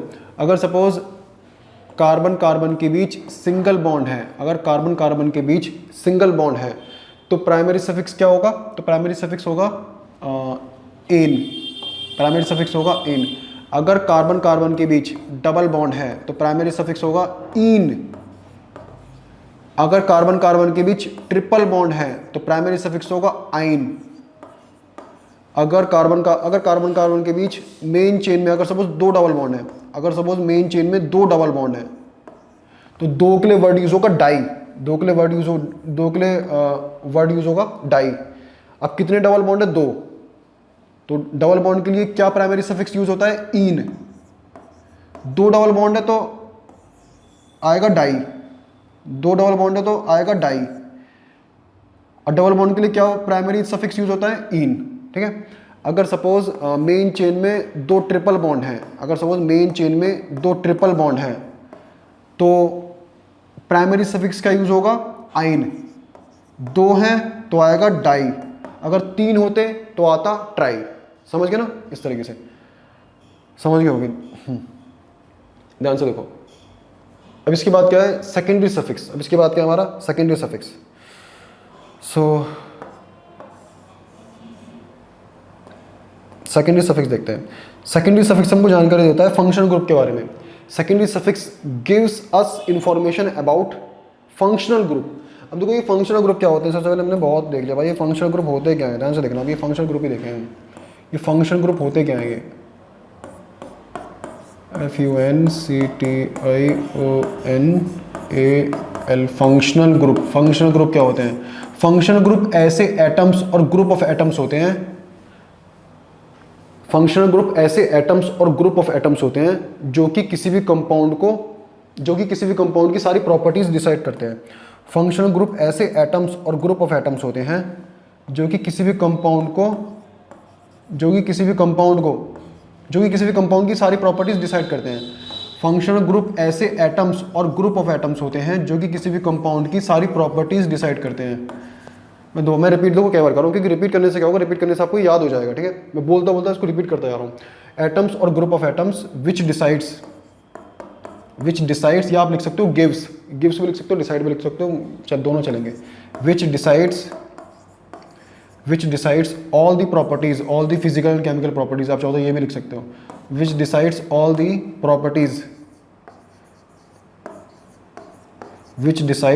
The properties of a compound. Functional group क्या होते हैं, एटम्स और ग्रुप ऑफ एटम्स ही होते हैं जो कि किसी भी कंपाउंड की सारी प्रॉपर्टीज को डिसाइड करते हैं। फंक्शनल ग्रुप क्या होते हैं, एटम्स और ग्रुप ऑफ एटम्स ही होते हैं जो कि किसी भी कंपाउंड की सारी प्रॉपर्टीज डिसाइड करते हैं। फंक्शनल ग्रुप क्या होते हैं, एटम्स और ग्रुप ऑफ एटम्स ही होते हैं जो कि किसी भी कंपाउंड की सारी प्रॉपर्टीज डिसाइड करते हैं। ठीक है, अभी मैं एग्जांपल लूंगा उससे और भी क्लियर हो जाएगा। ठीक है, ध्यान से देखो। किसी भी कंपाउंड का मेल्टिंग पॉइंट कौन डिसाइड करता है, फंक्शनल ग्रुप। किसी भी कंपाउंड का बॉइलिंग पॉइंट कौन डिसाइड करता है, फंक्शनल ग्रुप। किसी भी कंपाउंड की एंथैल्पी ऑफ एटोमाइजेशन कौन डिसाइड करता है, फंक्शनल ग्रुप। किसी भी कंपाउंड की बॉन्ड एनर्जी कौन डिसाइड करता है, फंक्शनल ग्रुप। ठीक है, तो फंक्शनल ग्रुप क्या होते हैं, एटम्स और ग्रुप ऑफ एटम्स ही होते हैं जो कि किसी भी कंपाउंड की सारी प्रॉपर्टीज को डिसाइड करते हैं। जैसे मैंने एग्जांपल लिया है, सपोज ये कंपाउंड है मेरा, सपोज ये मेरा कंपाउंड है, इस कंपाउंड का नाम है प्रोपेन टू ऑल। नामकरण कैसे करते हैं वो तो हम आगे जब IUPAC के रूल्स पढ़ेंगे तब देखेंगे। ठीक है, देखो यहाँ पर ये OH क्या है, यहाँ पर ये OH है मेरा एल्कोहल। यहाँ पर ये OH क्या है मेरा, यहाँ पर ये OH है मेरा एल्कोहल। OH क्या है मेरा, एल्कोहल ग्रुप है। OH क्या है मेरा, एल्कोहल ग्रुप है। OH मेरा एल्कोहल ग्रुप है। तो एल्कोहल मेरा क्या होता है, फंक्शनल ग्रुप। अल्कोहल मेरा क्या होता है? Functional group. अल्कोहल मेरा क्या होता है? Functional group.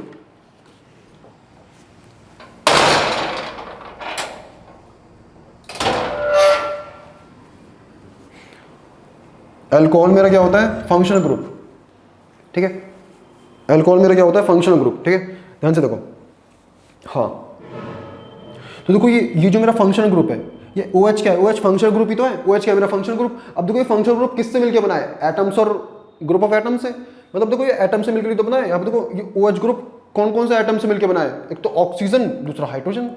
तो फंक्शनल ग्रुप क्या होते हैं? फंक्शनल ग्रुप एटम्स और ग्रुप ऑफ एटम्स ही तो होते हैं, जो कि किसी भी कंपाउंड की प्रॉपर्टीज डिसाइड करते हैं, ठीक है। जो कि किसी भी कंपाउंड की प्रॉपर्टीज डिसाइड करते हैं, ठीक है। जैसे किसी कंपाउंड में डबल बॉन्ड लगा है तो उस कंपाउंड की प्रॉपर्टीज डबल बॉन्ड डिसाइड करेगा। जैसे किसी कंपाउंड में ट्रिपल बॉन्ड लगा है तो उस कंपाउंड की प्रॉपर्टीज ट्रिपल बॉन्ड डिसाइड करेगा। जैसे किसी कंपाउंड में एल्डिहाइड ग्रुप लगा है तो उस कंपाउंड की प्रॉपर्टीज एल्डिहाइड डिसाइड करेगा। जैसे किसी कंपाउंड में कार्बोक्सिलिक एसिड ग्रुप लगा है तो उस कंपाउंड की प्रॉपर्टीज कार्बोक्सिलिक एसिड डिसाइड करेगा, ठीक है, समझ गए ना। जैसे किसी कंपाउंड में अल्कोहल लगा है, ये OH अल्कोहल ग्रुप है, तो उस कंपाउंड की प्रॉपर्टीज अल्कोहल डिसाइड करेगा, ठीक है। पर मैं आपको एक चीज बता देता हूँ, देखो यहाँ पर क्या होता है, double bond, triple bond, chloro, bromo, iodo, fluoro, ये सब फंक्शनल ग्रुप है। बट IUPAC इनको फंक्शनल ग्रुप नहीं मानता। IUPAC इनको फंक्शनल ग्रुप नहीं मानता, लेकिन है ये सब फंक्शनल ग्रुप, ठीक है। अब IUPAC इनको फंक्शनल ग्रुप क्यों नहीं मानता भैया, वो उसकी हेडक है, ठीक है। लेकिन IUPAC इनको फंक्शनल ग्रुप नहीं मानता, ठीक है। आपको दिख रहा है जैसे जैसे सपोज जैसे किसी कंपाउंड में डबल बॉन्ड है तो डबल बॉन्ड अपनी चलाएगा, डबल बॉन्ड उस कंपाउंड की प्रॉपर्टीज अपने हिसाब से डिसाइड कर देगा। तो वही तो डेफिनेशन है किसकी? फंक्शनल ग्रुप की। फंक्शनल ग्रुप क्या होते हैं? ऐसे एटम्स और ग्रुप ऑफ एटम्स जो कि किसी भी कंपाउंड की प्रॉपर्टीज डिसाइड करते हैं। तो डबल बॉन्ड तो वही करता है। तो डबल बॉन्ड तो भाई किसी भी कंपाउंड में अगर डबल बॉन्ड है तो डबल बॉन्ड क्या करेगा? उस कंपाउंड की प्रॉपर्टीज अपने हिसाब से डिसाइड कर देगा। उस कंपाउंड का मेल्टिंग पॉइंट अपने हिसाब से डिसाइड कर देगा, बॉइलिंग पॉइंट अपने हिसाब से डिसाइड कर देगा, बॉन्ड एनर्जी अपने हिसाब से डिसाइड कर देगा, ठीक है। तो डबल बॉन्ड भाई, डबल बॉन्ड, ट्रिपल बॉन्ड, ये सब फंक्शनल ग्रुप होते हैं। बट IUPAC इनको फंक्शनल ग्रुप नहीं मानता, ठीक है। IUPAC की फुल फॉर्म तो आपको पता ही होगी, international union of pure and applied chemistry, ठीक है। वो तो कोई बहुत बड़ी चीज़ नहीं है। अगर S होता, IUPS होता, सपोज IUPAS होता तो चेंज हो जाती, केमिस्ट्री की जगह साइंस हो जाता, ठीक है। ध्यान से देखो, बट ये केमिस्ट्री है, हाँ साइंस तो है बट ये है केमिस्ट्री थी, केमिस्ट्री भी साइंस ही है। ध्यान से देखो, आगे बढ़ते हैं। नेक्स्ट है मेरा फंक्शनल, डिफरेंट फंक्शनल ग्रुप। अब हम यहाँ पर देखेंगे, देखो सुनो, अब हम डिफरेंट फंक्शनल ग्रुप, उनके स्ट्रक्चर, उनके लिए यूज होने वाले सेकेंडरी सफिक्स और सेकेंडरी प्रीफिक्स। यहाँ मैंने खाली प्रीफिक्स लिखा, वो भी सेकेंडरी प्रीफिक्स है, ठीक है। समझ गए ना? तो समझे क्या, तुमने खाली बोला है। ध्यान से देखो इसके आगे, हाँ फंक्शन, तो हम फर्स्ट फंक्शनल ग्रुप लेंगे कार्बोक्सिलिक एसिड। हम फर्स्ट फंक्शनल ग्रुप लेंगे कार्बोक्सिलिक एसिड,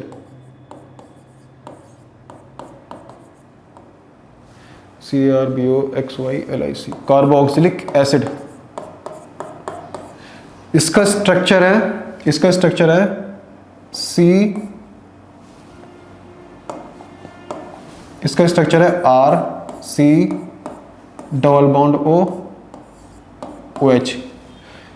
कार्बोक्सिलिक एसिड का ये स्ट्रक्चर, ठीक है। इसका सेकेंडरी सफिक्स है ओइक एसिड या फिर कार्बोक्सिलिक एसिड। इसका प्रीफिक्स है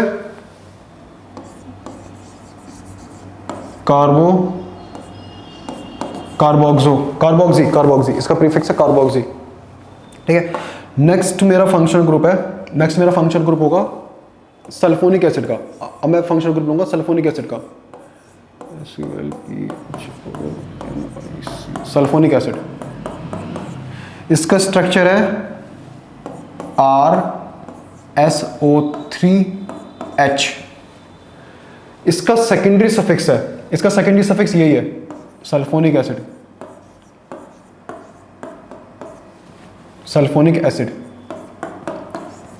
इसका प्रीफिक्स है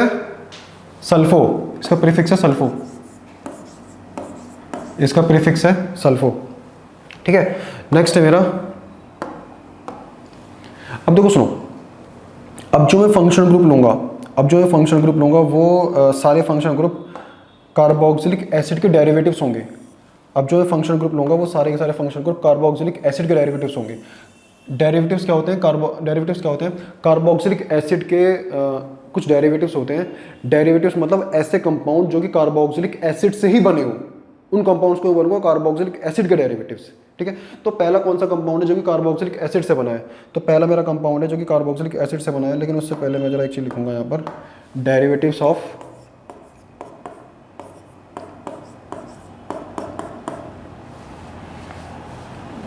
स्पेलिंग देख लेना आप डेरिवेटिव्स की, डेरिवेटिव की स्पेलिंग भूल गया मैं, डेरिवेटिव की स्पेलिंग DERAVA, सही तो है, पता नहीं दिमाग से क्यों निकल जाती है। डेरिवेटिव्स ऑफ कार्बोक्सिलिक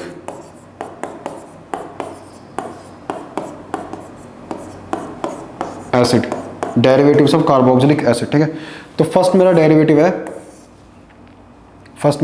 है एसिड एनहाइड्राइड। फर्स्ट मेरा डेरिवेटिव है जिसको मैं नंबर 3rd पोजीशन पे लिखूंगा, वो है मेरा एसिड एनहाइड्राइड। एसिड एनहाइड्राइड,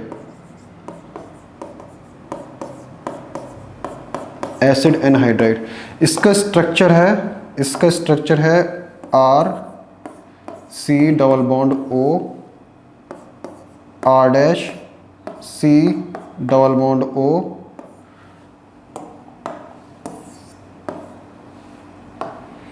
और इन दोनों कार्बन को मैं किससे जोड़ दूंगा, ऑक्सीजन से। ठीक है, सो ये किसका स्ट्रक्चर है, एसिड एनहाइड्राइड का। इसका सेकेंडरी सफिक्स है एनहाइड्राइड, इसका सेकेंडरी सफिक्स है एनहाइड्राइड या फिर कार्बोनिल एनहाइड्राइड।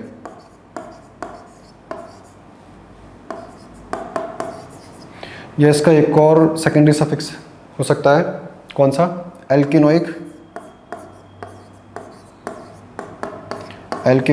Anhydride, एल्केनोइक anhydride. ठीक है, सो इसका प्रीफिक्स है, आप नोट कर लो, यहाँ प्रीफिक्स का कोई चक्कर नहीं होता, यहाँ पर प्रीफिक्स का कोई चक्कर नहीं होता। ठीक है, नेक्स्ट मैं फंक्शन ग्रुप लूंगा एस्टर का। एस्टर, ईस्टर नहीं बोलना है, एस्टर बोलना है, एस्टर। इसका स्ट्रक्चर है R C double bond O R dash. अब देखो ध्यान से देखना, ये R मेरा क्या होता है, R मेरा होता है एल्काइल ग्रुप, R मेरा होता है एल्काइल, R मेरा क्या होता है एल्काइल। ठीक है, और यहाँ पर इस पार्ट को हम बोलते हैं एल्केनोइड, ALKANOATE, एल्केनोइड। ठीक है, तो इस कंपाउंड का पूरा नाम क्या हो जाएगा,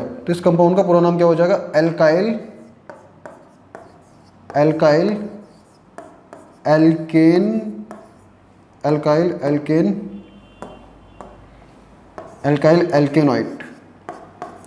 देखो ये तो पूरा नाम हो गया, ये क्या है, ये तो मेरा पूरा नाम हो गया किसका, एस्टर का। लेकिन मुझे तो सेकेंडरी सफिक्स बताना है। यहाँ पर यहाँ पर O8 है ना, ये मेरा सेकेंडरी सफिक्स है, ये मेरा क्या है, ये मेरा सेकेंडरी सफिक्स है। ये तो पूरा नाम हो गया किसका, एल्काइल एल्केनोइड का। यहाँ पर OH जो है मेरा क्या है, सेकेंडरी सफिक्स है। अब आगे देखो, एस्टर के दो प्राइमरी प्रीफिक्स, एस्टर के दो सेकेंडरी प्रीफिक्स हो सकते हैं, प्राइमरी नहीं सेकेंडरी। ठीक है, एस्टर के दो सेकेंडरी प्रीफिक्स हो सकते हैं। एक तो हो सकता है एल्केन या एल्कऑक्सी कार्बोनिल। एल्कऑक्सी कार्बोनिल, मैं नीचे लिख देता हूँ कार्बोनिल को, कभी दिखाई ना दे, एल्कऑक्सी कार्बोनिल। दूसरा हो सकता है एल्केनॉइल ऑक्सी। देखो ये दोनों ही एस्टर के प्रीफिक्स हो सकते हैं। अब कौन सा प्रीफिक्स कब यूज होगा वो हम आगे देखेंगे, जब हम क्या पढ़ेंगे, जब हम एस्टर की नेमिंग पढ़ रहे हैं, जब हम एस्टर की नेमिंग पढ़ेंगे तो हम देखेंगे, ठीक है। देखो एक क्वेश्चन आया था जेई 2025 में, वहाँ पर क्या था, वहाँ पर एक कंपाउंड में दो फंक्शनल ग्रुप लगे थे, एक तो एस्टर लगा हुआ था, एक तो एस्टर लगा हुआ था, और दूसरा मेरा कार्बोक्सिलिक एसिड ग्रुप लगा हुआ था, मतलब एक ही कंपाउंड में दो फंक्शनल ग्रुप, ठीक है। तो वहाँ पर ester as a prefix use हो रहा था, वहाँ पर एस्टर मतलब एज अ प्रीफिक्स यूज हो रहा था, मतलब वहाँ पर ये वाली नेमिंग यूज हो रही थी, तो इसको हल्के में मत लेना। 2025 का ही क्वेश्चन है, ठीक है। अब देखो यहाँ पर मैं आपको एक चीज़ बताऊंगा, मैंने जो यहाँ पर ये फंक्शनल ग्रुप लिखे हैं, मैंने ये प्रायोरिटी ऑर्डर में लिखे हैं, मतलब जिस फंक्शनल ग्रुप की प्रायोरिटी जितनी ज़्यादा उसको मैंने नंबर 1 पोजीशन पे लिखा है, ठीक है। इसको आप सीनियर फंक्शनल ग्रुप भी बोलते हो, ठीक है। देखो सुनो, सबसे ज़्यादा प्रायोरिटी मतलब प्रेफरेंस, सबसे ज़्यादा प्रायोरिटी किसकी है, कार्बोक्सिलिक एसिड की, तो मैंने उसको नंबर 1 पोजीशन पे लिखा। कार्बोक्सिलिक एसिड से कम प्रायोरिटी किसकी है, सल्फोनिक एसिड की, इसलिए मैंने उसको नंबर 2 पोजीशन पे लिखा। ऐसे ही सल्फोनिक एसिड से कम प्रायोरिटी किसकी है, एसिड एनहाइड्राइड की, इसलिए मैंने उसको नंबर 3 पोजीशन पे लिखा। ऐसे ही एसिड एनहाइड्राइड से कम प्रायोरिटी किसकी है, मतलब एस्टर की, इसलिए मैंने उसको नंबर 4th पोजीशन पे लिखा, ठीक है। तो देखो सुनो, जैसे जेई 2025 में क्वेश्चन आया था, मैंने आपको बताया था, उसमें एक ही कंपाउंड में दो फंक्शनल ग्रुप लगे थे, एक तो कार्बोक्सिलिक एसिड, दूसरा मेरा एस्टर। तो देखो जब भी एक कंपाउंड में दो फंक्शनल ग्रुप लगे हो तो आपको क्या करना होगा, तो उन दो फंक्शनल ग्रुप में से आपको एक फंक्शनल ग्रुप को ज़्यादा प्रेफरेंस देनी होगी। तो एस्टर और कार्बोक्सिलिक एसिड में से आप ज़्यादा प्रेफरेंस किसको दोगे, कार्बोक्सिलिक एसिड को, ठीक है। इसका रीज़न वगैरह मैं चलो बता देता हूँ मैं, इसका रीज़न क्या होता है। देखो उसका रीज़न ये होता है कि हम मतलब कार्बोक्सिलिक एसिड को हम ज़्यादा प्रेफरेंस क्यों दे रहे हैं, क्योंकि देखो वो जो एक कंपाउंड है जिसमें दो फंक्शनल ग्रुप प्रेजेंट है, उस कंपाउंड की मेजॉरिटी ऑफ प्रॉपर्टीज कौन डिसाइड करेगा, कार्बोक्सिलिक एसिड मतलब एक ही कंपाउंड में दो फंक्शनल ग्रुप प्रेजेंट है, एस्टर और कार्बोक्सिलिक एसिड, और हम ज़्यादा प्रेफरेंस किसको दे रहे हैं, कार्बोक्सिलिक एसिड को। क्या रीज़न है, क्योंकि उस एक कंपाउंड की मेजॉरिटी ऑफ प्रॉपर्टीज कौन डिसाइड करेगा, कार्बोक्सिलिक एसिड। इसीलिए हम उस कंपाउंड का नाम भी किसके रेस्पेक्ट में रखेंगे, कार्बोक्सिलिक एसिड के रेस्पेक्ट में रखेंगे, ठीक है। और हम उस कंपाउंड में एस्टर को एज अ प्रीफिक्स के तौर पर नाम दे देंगे कि हाँ भाई ये भी उसके अंदर प्रेजेंट है, ठीक है, समझ गए ना। सो इसको आप देख सकते हो, ठीक है। अब नेक्स्ट देखते हैं, अब नेक्स्ट मैं फंक्शनल ग्रुप लूंगा, वो भी कार्बोक्सिलिक एसिड के ही डेरिवेटिव है, वो है मेरा एसिड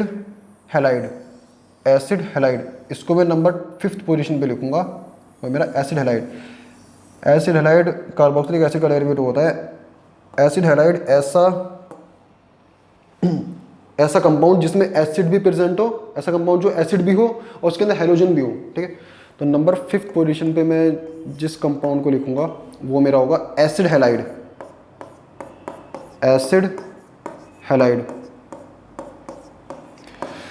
सो इसका स्ट्रक्चर है R C double bond O X कोई भी हैलोजन हो सकता है, फ्लोरीन, क्लोरीन, ब्रोमीन, आयोडीन, ठीक है, एक्स कोई भी हैलोजन हो सकता है। सो इसका सेकेंडरी सफिक्स होगा ऑयल हैलाइड, इसका सेकेंडरी सफिक्स होगा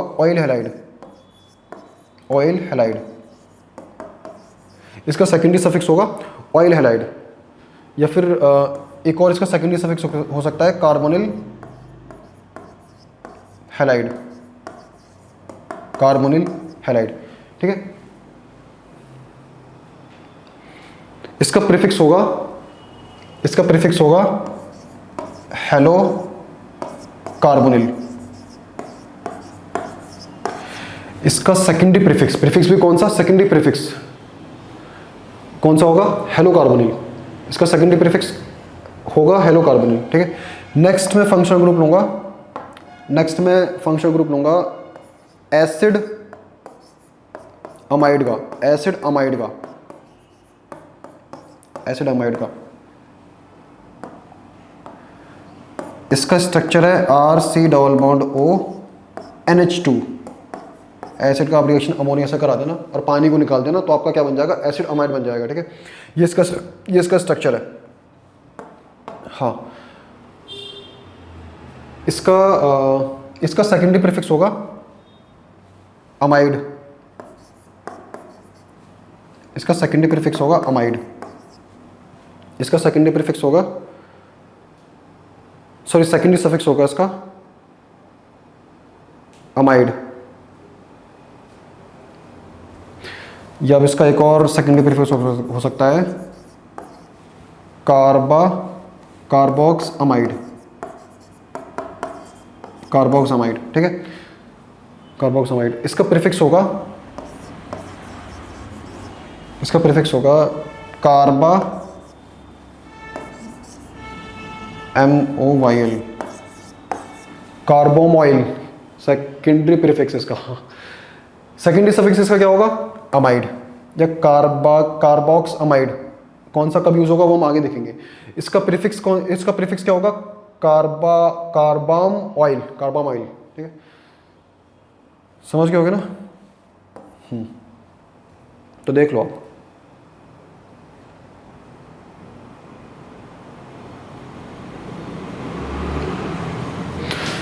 सो नेक्स्ट है मेरा, अब देखो नेक्स्ट जो मैं फंक्शन ग्रुप लिखूंगा, नेक्स्ट जो मैं फंक्शन ग्रुप लूंगा वो कार्बोक्सिलिक एसिड के डेरिवेटिव नहीं है।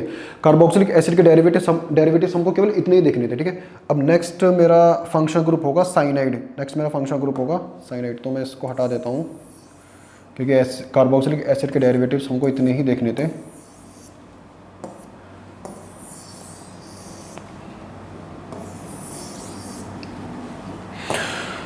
नेक्स्ट नंबर 7 पोजीशन पे मैं जिस फंक्शन ग्रुप को रखूँगा उसका नाम है साइनाइड, पॉइजन, जिसको खा के आप बीमार पड़ सकते हो, ठीक है। तो इसका स्ट्रक्चर होगा RC ट्रिपल बॉन्ड N। इसका एक आइसोमर होता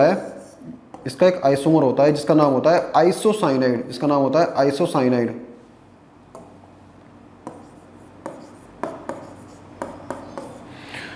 आइसोसाइनाइड, इसका स्ट्रक्चर है RN ट्रिपल बॉन्ड C। मतलब यहां पर कार्बन ने मेन चेन के साथ बॉन्ड बनाया था और यहां पर नाइट्रोजन ने मेन चेन के साथ बॉन्ड बनाया है, ठीक है। ये वही साइनाइड है जो हमने बहुत स्टार्टिंग में देखा था CN, जब हम बॉन्ड लाइन फॉर्मूला पढ़ रहे थे CN, ठीक है, वो ये CN। ध्यान से देखो, हाँ, इसका सेकेंडरी सफिक्स है, इसका सेकेंडरी सफिक्स होगा नाइट्राइल, इसका सेकेंडरी सफिक्स होगा नाइट्राइल, ठीक है। और इसका प्रीफिक्स होगा साइनो। ऐसे ही इसका सेकेंडरी सफिक्स होगा आइसोनाइट्राइल, आइसो लगा देना बस। ऐसे ही इसका ये तो हो गया सेकेंडरी सफिक्स, हो गया सेकेंडरी सफिक्स। ऐसे ही इसका प्रीफिक्स क्या हो जाएगा, आइसोसाइनाइड का प्रीफिक्स क्या हो जाएगा, आइसो लगा देना बस यहाँ पर, ये हो जाएगा आइसोसाइनो, ठीक है। इसका सेकेंडरी सफिक्स नाइट्राइल तो है, ये भी हो सकता है कार्बोनाइट्राइल। अब कौन सा कब यूज होगा वो हम आगे देखेंगे, कार्बोनाइट्राइल, ठीक है। अब नेक्स्ट मेरा है, नेक्स्ट मैं फंक्शन ग्रुप लूंगा, मैं इसको रफ कर देता हूँ, मैं इसको चलो यहीं पे ले लेते हैं। नेक्स्ट नंबर 8 पोजीशन पे मैं फंक्शन ग्रुप लूँगा एल्डिहाइड। आपको तो पूरा का पूरा चैप्टर है 12th में एल्डिहाइड के नाम से, ठीक है। ध्यान से देखो, इसका स्ट्रक्चर है RC double bond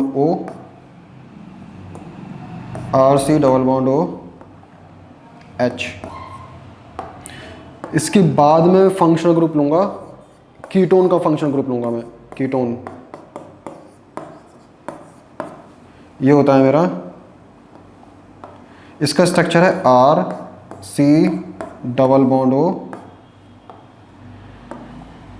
R dash.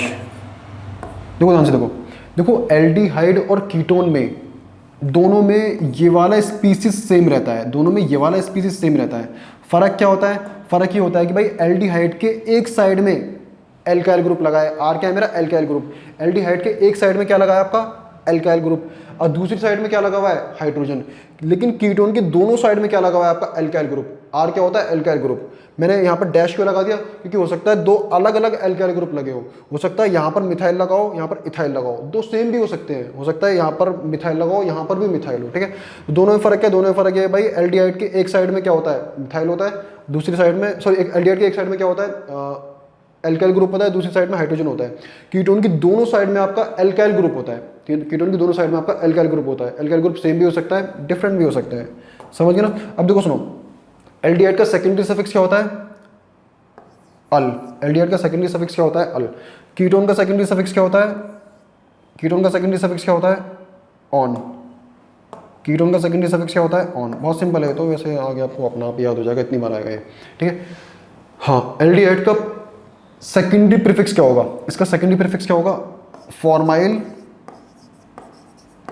Formyl या फिर ऑक्सो। ऐसे ही कीटोन का सेकेंडरी प्रीफिक्स क्या होगा? ये होगा मेरा ऑक्सो। एल्डिहाइड का सेकेंडरी प्रीफिक्स फॉर्माइल भी हो सकता है, ऑक्सो भी हो सकता है, वो हम आगे देखेंगे जब हम इसकी नेमिंग पढ़ेंगे, ठीक है। बहुत सिंपल है ये, ध्यान से देखो। इसके बाद मेरा आएगा, बहुत फेमस है, बहुत फेमस फंक्शनल ग्रुप है एल्कोहल। एल्कोहल, इसका स्ट्रक्चर है ROH, इसका स्ट्रक्चर है ROH। इसका सेकेंडरी सफिक्स है, एल्कोहल का सेकेंडरी सफिक्स क्या होता है? All, OL, all. इसका अल होता है, एल्डिहाइड का अल होता है, ये ए है, ये ए है। और कीटोन का क्या होता है, सॉरी एल्कोहल का क्या होता है? ऑल, मतलब OL, ऑल। ये ए है, ये O है, ये याद रखना है, ठीक है, ये ध्यान रखना है। एल्कोहल का प्रीफिक्स क्या होगा, यानी कि सेकेंडरी प्रीफिक्स? इसका सेकेंडरी प्रीफिक्स होगा हाइड्रोक्सी। बहुत ज़्यादा यूज़ होता है ये क्वेश्चंस में, हाइड्रोक्सी बहुत ज़्यादा यूज़ होता है। HYDROXY। हो सकता है आपको नीचे दिखाई ना दे रहा हो, तो मैं स्पेलिंग बोल देता हूँ, हाइड्रोक्सी, HYDROXY, हाइड्रोक्सी, ठीक है। सो हाँ, ये आपको समझ में आ गया होगा। अब देखो, मुझे एक चीज़ बताओ, अगर सपोज आपके पास कोई ऐसा कंपाउंड है, जिसमें आपके पास कोई एक ऐसा कंपाउंड है जिसमें कार्बोक्सिलिक एसिड ग्रुप भी लगा है, एल्डिहाइड ग्रुप भी लगा है, कीटोन ग्रुप भी लगा है, अल्कोहल ग्रुप भी लगा है, मतलब चार ग्रुप लगे एक ही कंपाउंड में, तो सबसे ज्यादा प्रेफरेंस किसको दोगे? कार्बोक्सिलिक ग्रुप को। किसको दोगे? कार्बोक्सिलिक ग्रुप को। क्यों? क्योंकि उस एक कंपाउंड की प्रॉपर्टी कौन डिसाइड करेगा? उस एक कंपाउंड की मेजॉरिटी ऑफ प्रॉपर्टीज कौन डिसाइड करेगा? कार्बोक्सिलिक एसिड, ठीक है। इसीलिए हम उस कंपाउंड का नाम भी किसके रेस्पेक्ट में रख देंगे? हम कार्बोक्सिलिक एसिड के रेस्पेक्ट में, ठीक है। इन तीनों को तो हम फिर वहां पर क्या ऐसा क्या मान लेंगे? प्रीफिक्स, मतलब नाम से पहले इनकी नामिंग आ जाए, नाम से पहले इनको हम लिखने लग जाएंगे, ठीक है। वो सब हम आगे देखेंगे, ठीक है। मैंने एक एग्जांपल ले लिया बस जस्ट। हाँ, अब नेक्स्ट है मेरा, मैं इसको रफ कर देता हूँ, नंबर 10 तक हो गया मेरा, नंबर 11th पोजीशन पे मेरा आएगा। नहीं, इससे पहले चलो मैं एक और बता दूँ, इससे पहले एक और है। जैसे अल्कोहल होता है, ऐसे ही हमारा नंबर 11 पोजीशन पे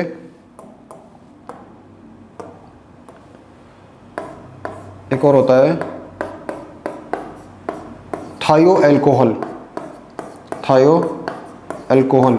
इसका स्ट्रक्चर बहुत सिंपल है, कुछ भी। इसका स्ट्रक्चर है मेरा RSH, मतलब सल्फर से कौन जुड़ा है? एल्काइल ग्रुप, ठीक है।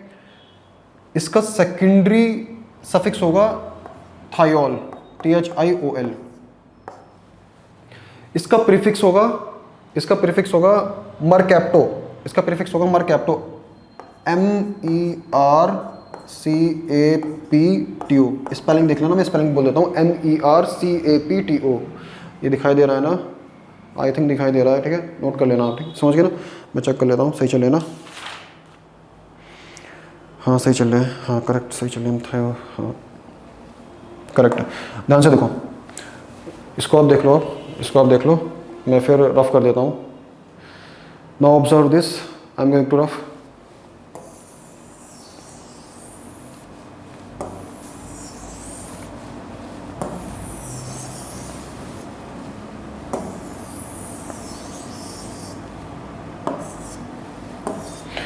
नाउ नंबर 12th पोजीशन पे जो मैंने फंक्शन ग्रुप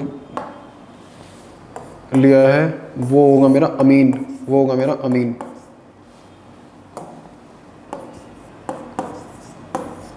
वो होगा मेरा अमीन। ठीक है, ध्यान से देखो, इसका स्ट्रक्चर होगा, इसका स्ट्रक्चर कुछ इस तरीके से होगा NH2, और ये वाला नाइट्रोजन मतलब किससे जुड़ा होगा, मेन चेन से जुड़ा होगा। ये वाला नाइट्रोजन किससे जुड़ा होगा, मेन चेन से। ठीक है, अब देखो ध्यान से देखो, RNH2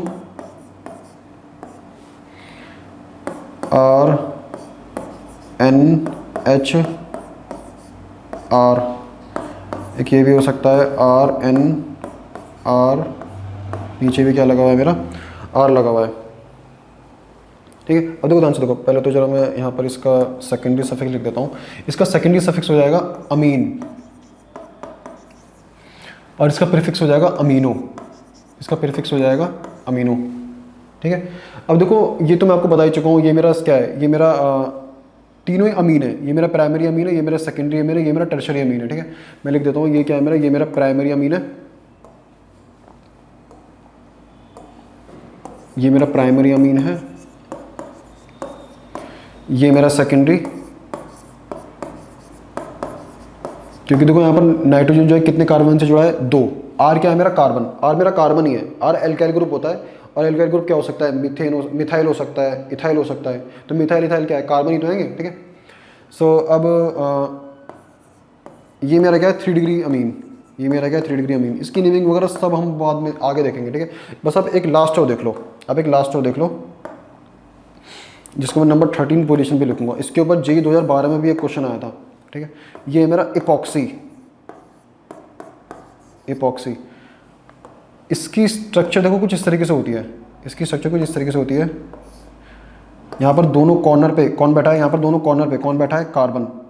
और ये 2 कार्बन किससे जुड़े हुए हैं, ऑक्सीजन से। ठीक है, ये 2 कार्बन किससे जुड़े हैं, ऑक्सीजन से।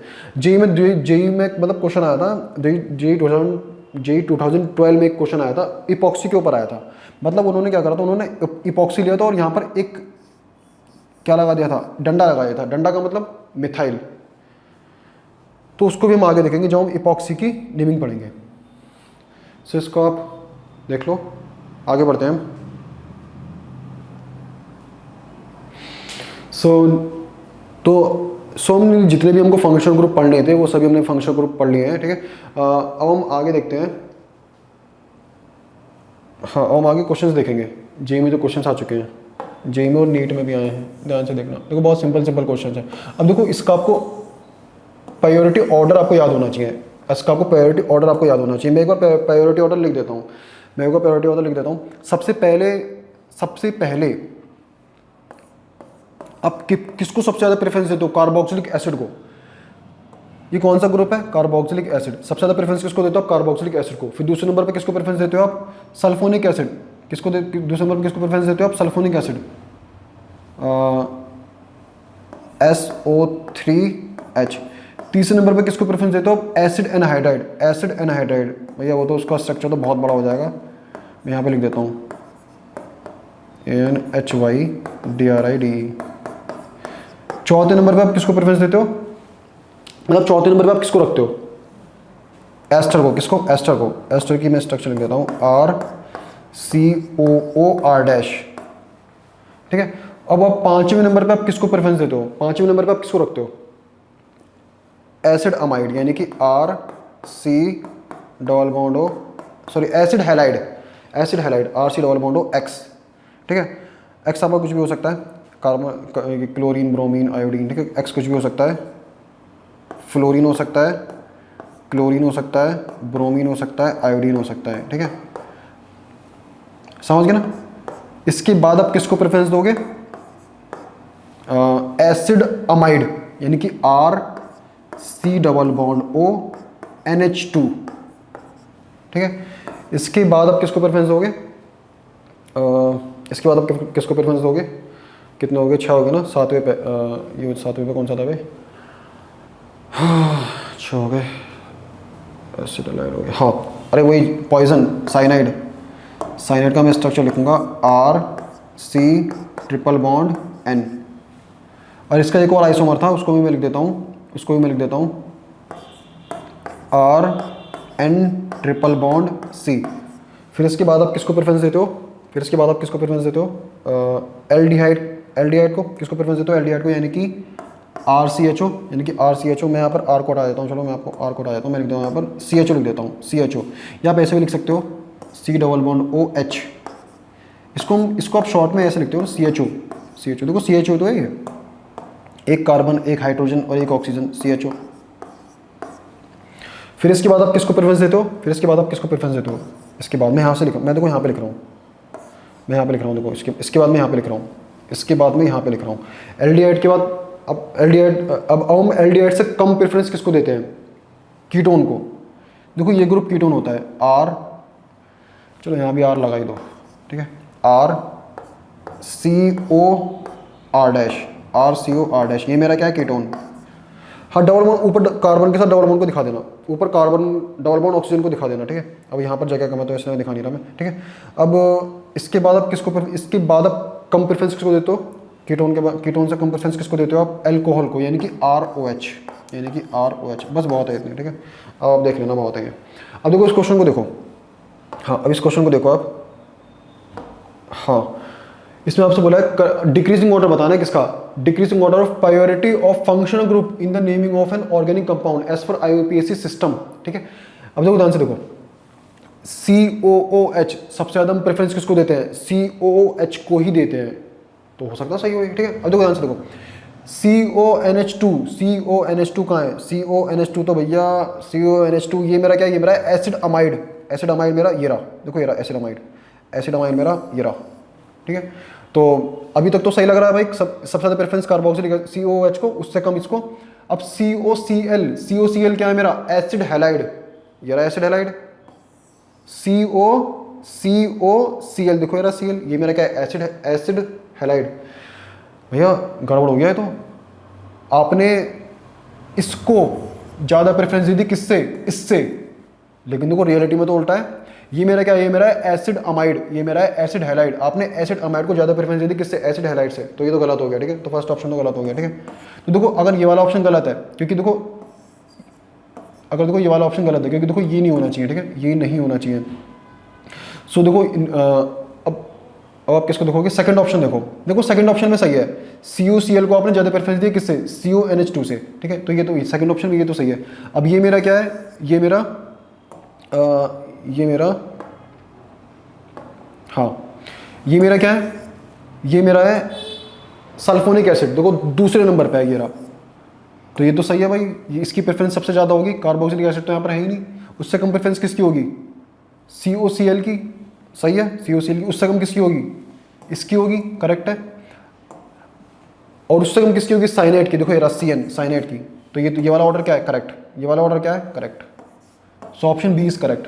चलो सी को भी देखते हैं, ये मेरा क्या है, COOR, ये क्या है, एस्टर, ये क्या है मेरा एस्टर। एस्टर को आपने ज़्यादा प्रेफरेंस दिया किससे, एसिड अमाइड से। क्या हो सकता है क्या, नहीं भैया, क्या हो सकता है क्या, नहीं।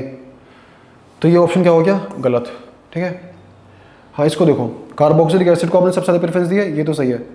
अब COOR क्या है मेरा, एस्टर, एस्टर को आपने ज़्यादा प्रेफरेंस दिया किससे, CONH2 से, एसिड अमाइड से।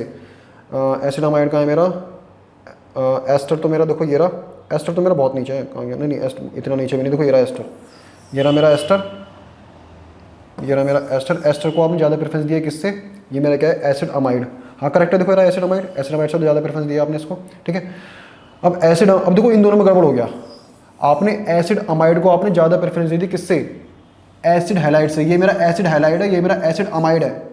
आपने एसिड हैलाइड को ज़्यादा प्रेफरेंस दे दी किससे, एसिड अमाइड से, सॉरी आपने एसिड अमाइड को ज़्यादा प्रेफरेंस दे दी किससे, एसिड हैलाइड से। तो ये ऑप्शन क्या हो गया, गलत हो गया, ठीक है।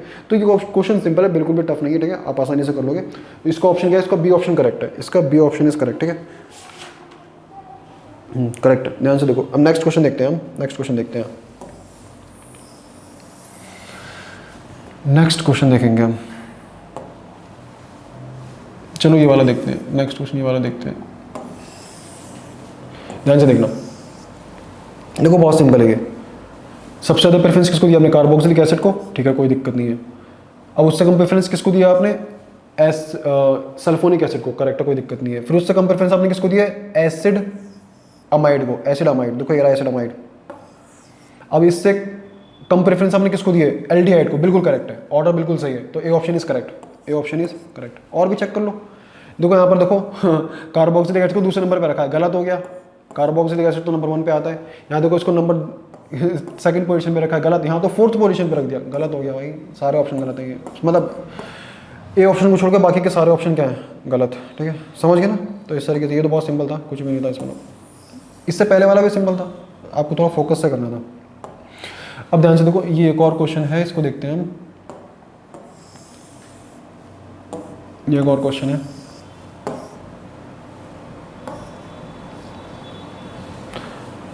मैं जरा पहले इसको एक बार रफ कर देता हूँ, इसको मैं हटा रहा हूँ,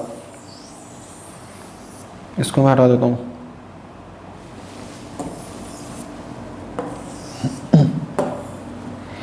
आपसे इस क्वेश्चन में पूछा है total number of function groups बताने आपको कि इस पूरे कंपाउंड के अंदर, ये पूरा एक ही कंपाउंड है, इस पूरे कंपाउंड के अंदर आपको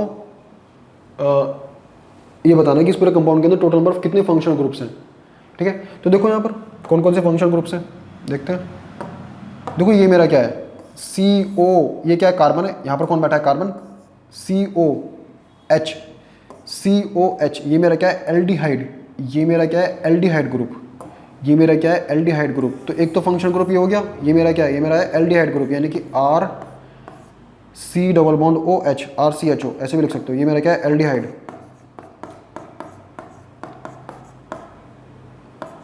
ये मेरा एल्डिहाइड ग्रुप है, ठीक है, एक तो ये हो गया। अब ये मेरा क्या है, अब ध्यान से देखो, ये मेरा क्या है, नहीं नहीं ये नहीं है, इसके साथ ये भी आएगा, नहीं ये तो कीटोन है, देखो ध्यान से देखो, चलो पहले इसको देखते हैं। ये मेरा क्या है, याद करो, 3rd नंबर पे कौन सा फंक्शन ग्रुप हम पढ़ रहे थे, एसिड अमाइड, ये मेरा क्या है, ये मेरा है acid amide, sorry acid amide नहीं, क्या बोल रहा हूँ मैं, एसिड एनहाइड्राइड, थर्ड पोजीशन पे हमने कौन सा पढ़ा था, एसिड एनहाइड्राइड, एसिड एनहाइड्राइड,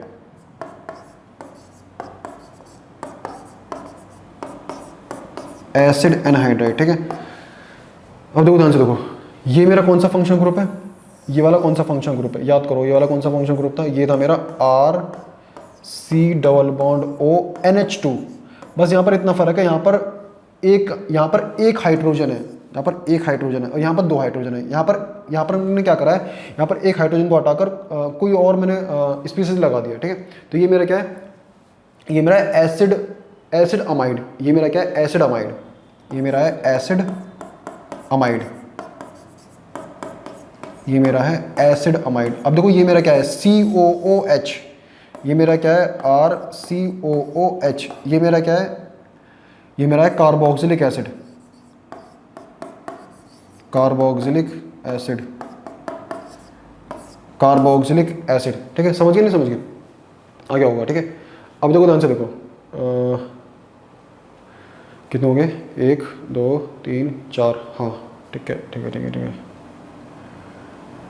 हाँ। अब देखो ये मेरा क्या है, ये मेरा क्या है, याद करो, RC⋯OR', ये मेरा क्या है, कीटोन, ये मेरा क्या है, कीटोन, ये मेरा क्या है, कीटोन, ठीक है, समझ गए नहीं समझ गए। ऐसे ही ये मेरा क्या है, ऐसे ही ये मेरा क्या है, ये मेरा है अमीन, ये मेरा क्या है, अमीन, ये मेरा क्या है, अमीन, ठीक है, समझ गए नहीं समझ गए। तो टोटल कितने फंक्शनल ग्रुप्स हो गए, 1 2 3 4 5 6, तो आंसर क्या हो जाएगा इसका, तो इस क्वेश्चन का आंसर क्या हो जाएगा, 6, इस क्वेश्चन का आंसर क्या हो जाएगा, 6, इस क्वेश्चन का आंसर हो जाएगा 6। तो यहाँ पर 6 फंक्शनल ग्रुप है एक कंपाउंड के अंदर, एक कंपाउंड के अंदर 6 फंक्शनल ग्रुप, समझ गए नहीं समझ गए। So thank you very much, आप चाहो तो इसको ऑब्जर्व कर सकते हो। अब नेक्स्ट लेक्चर में हम देखेंगे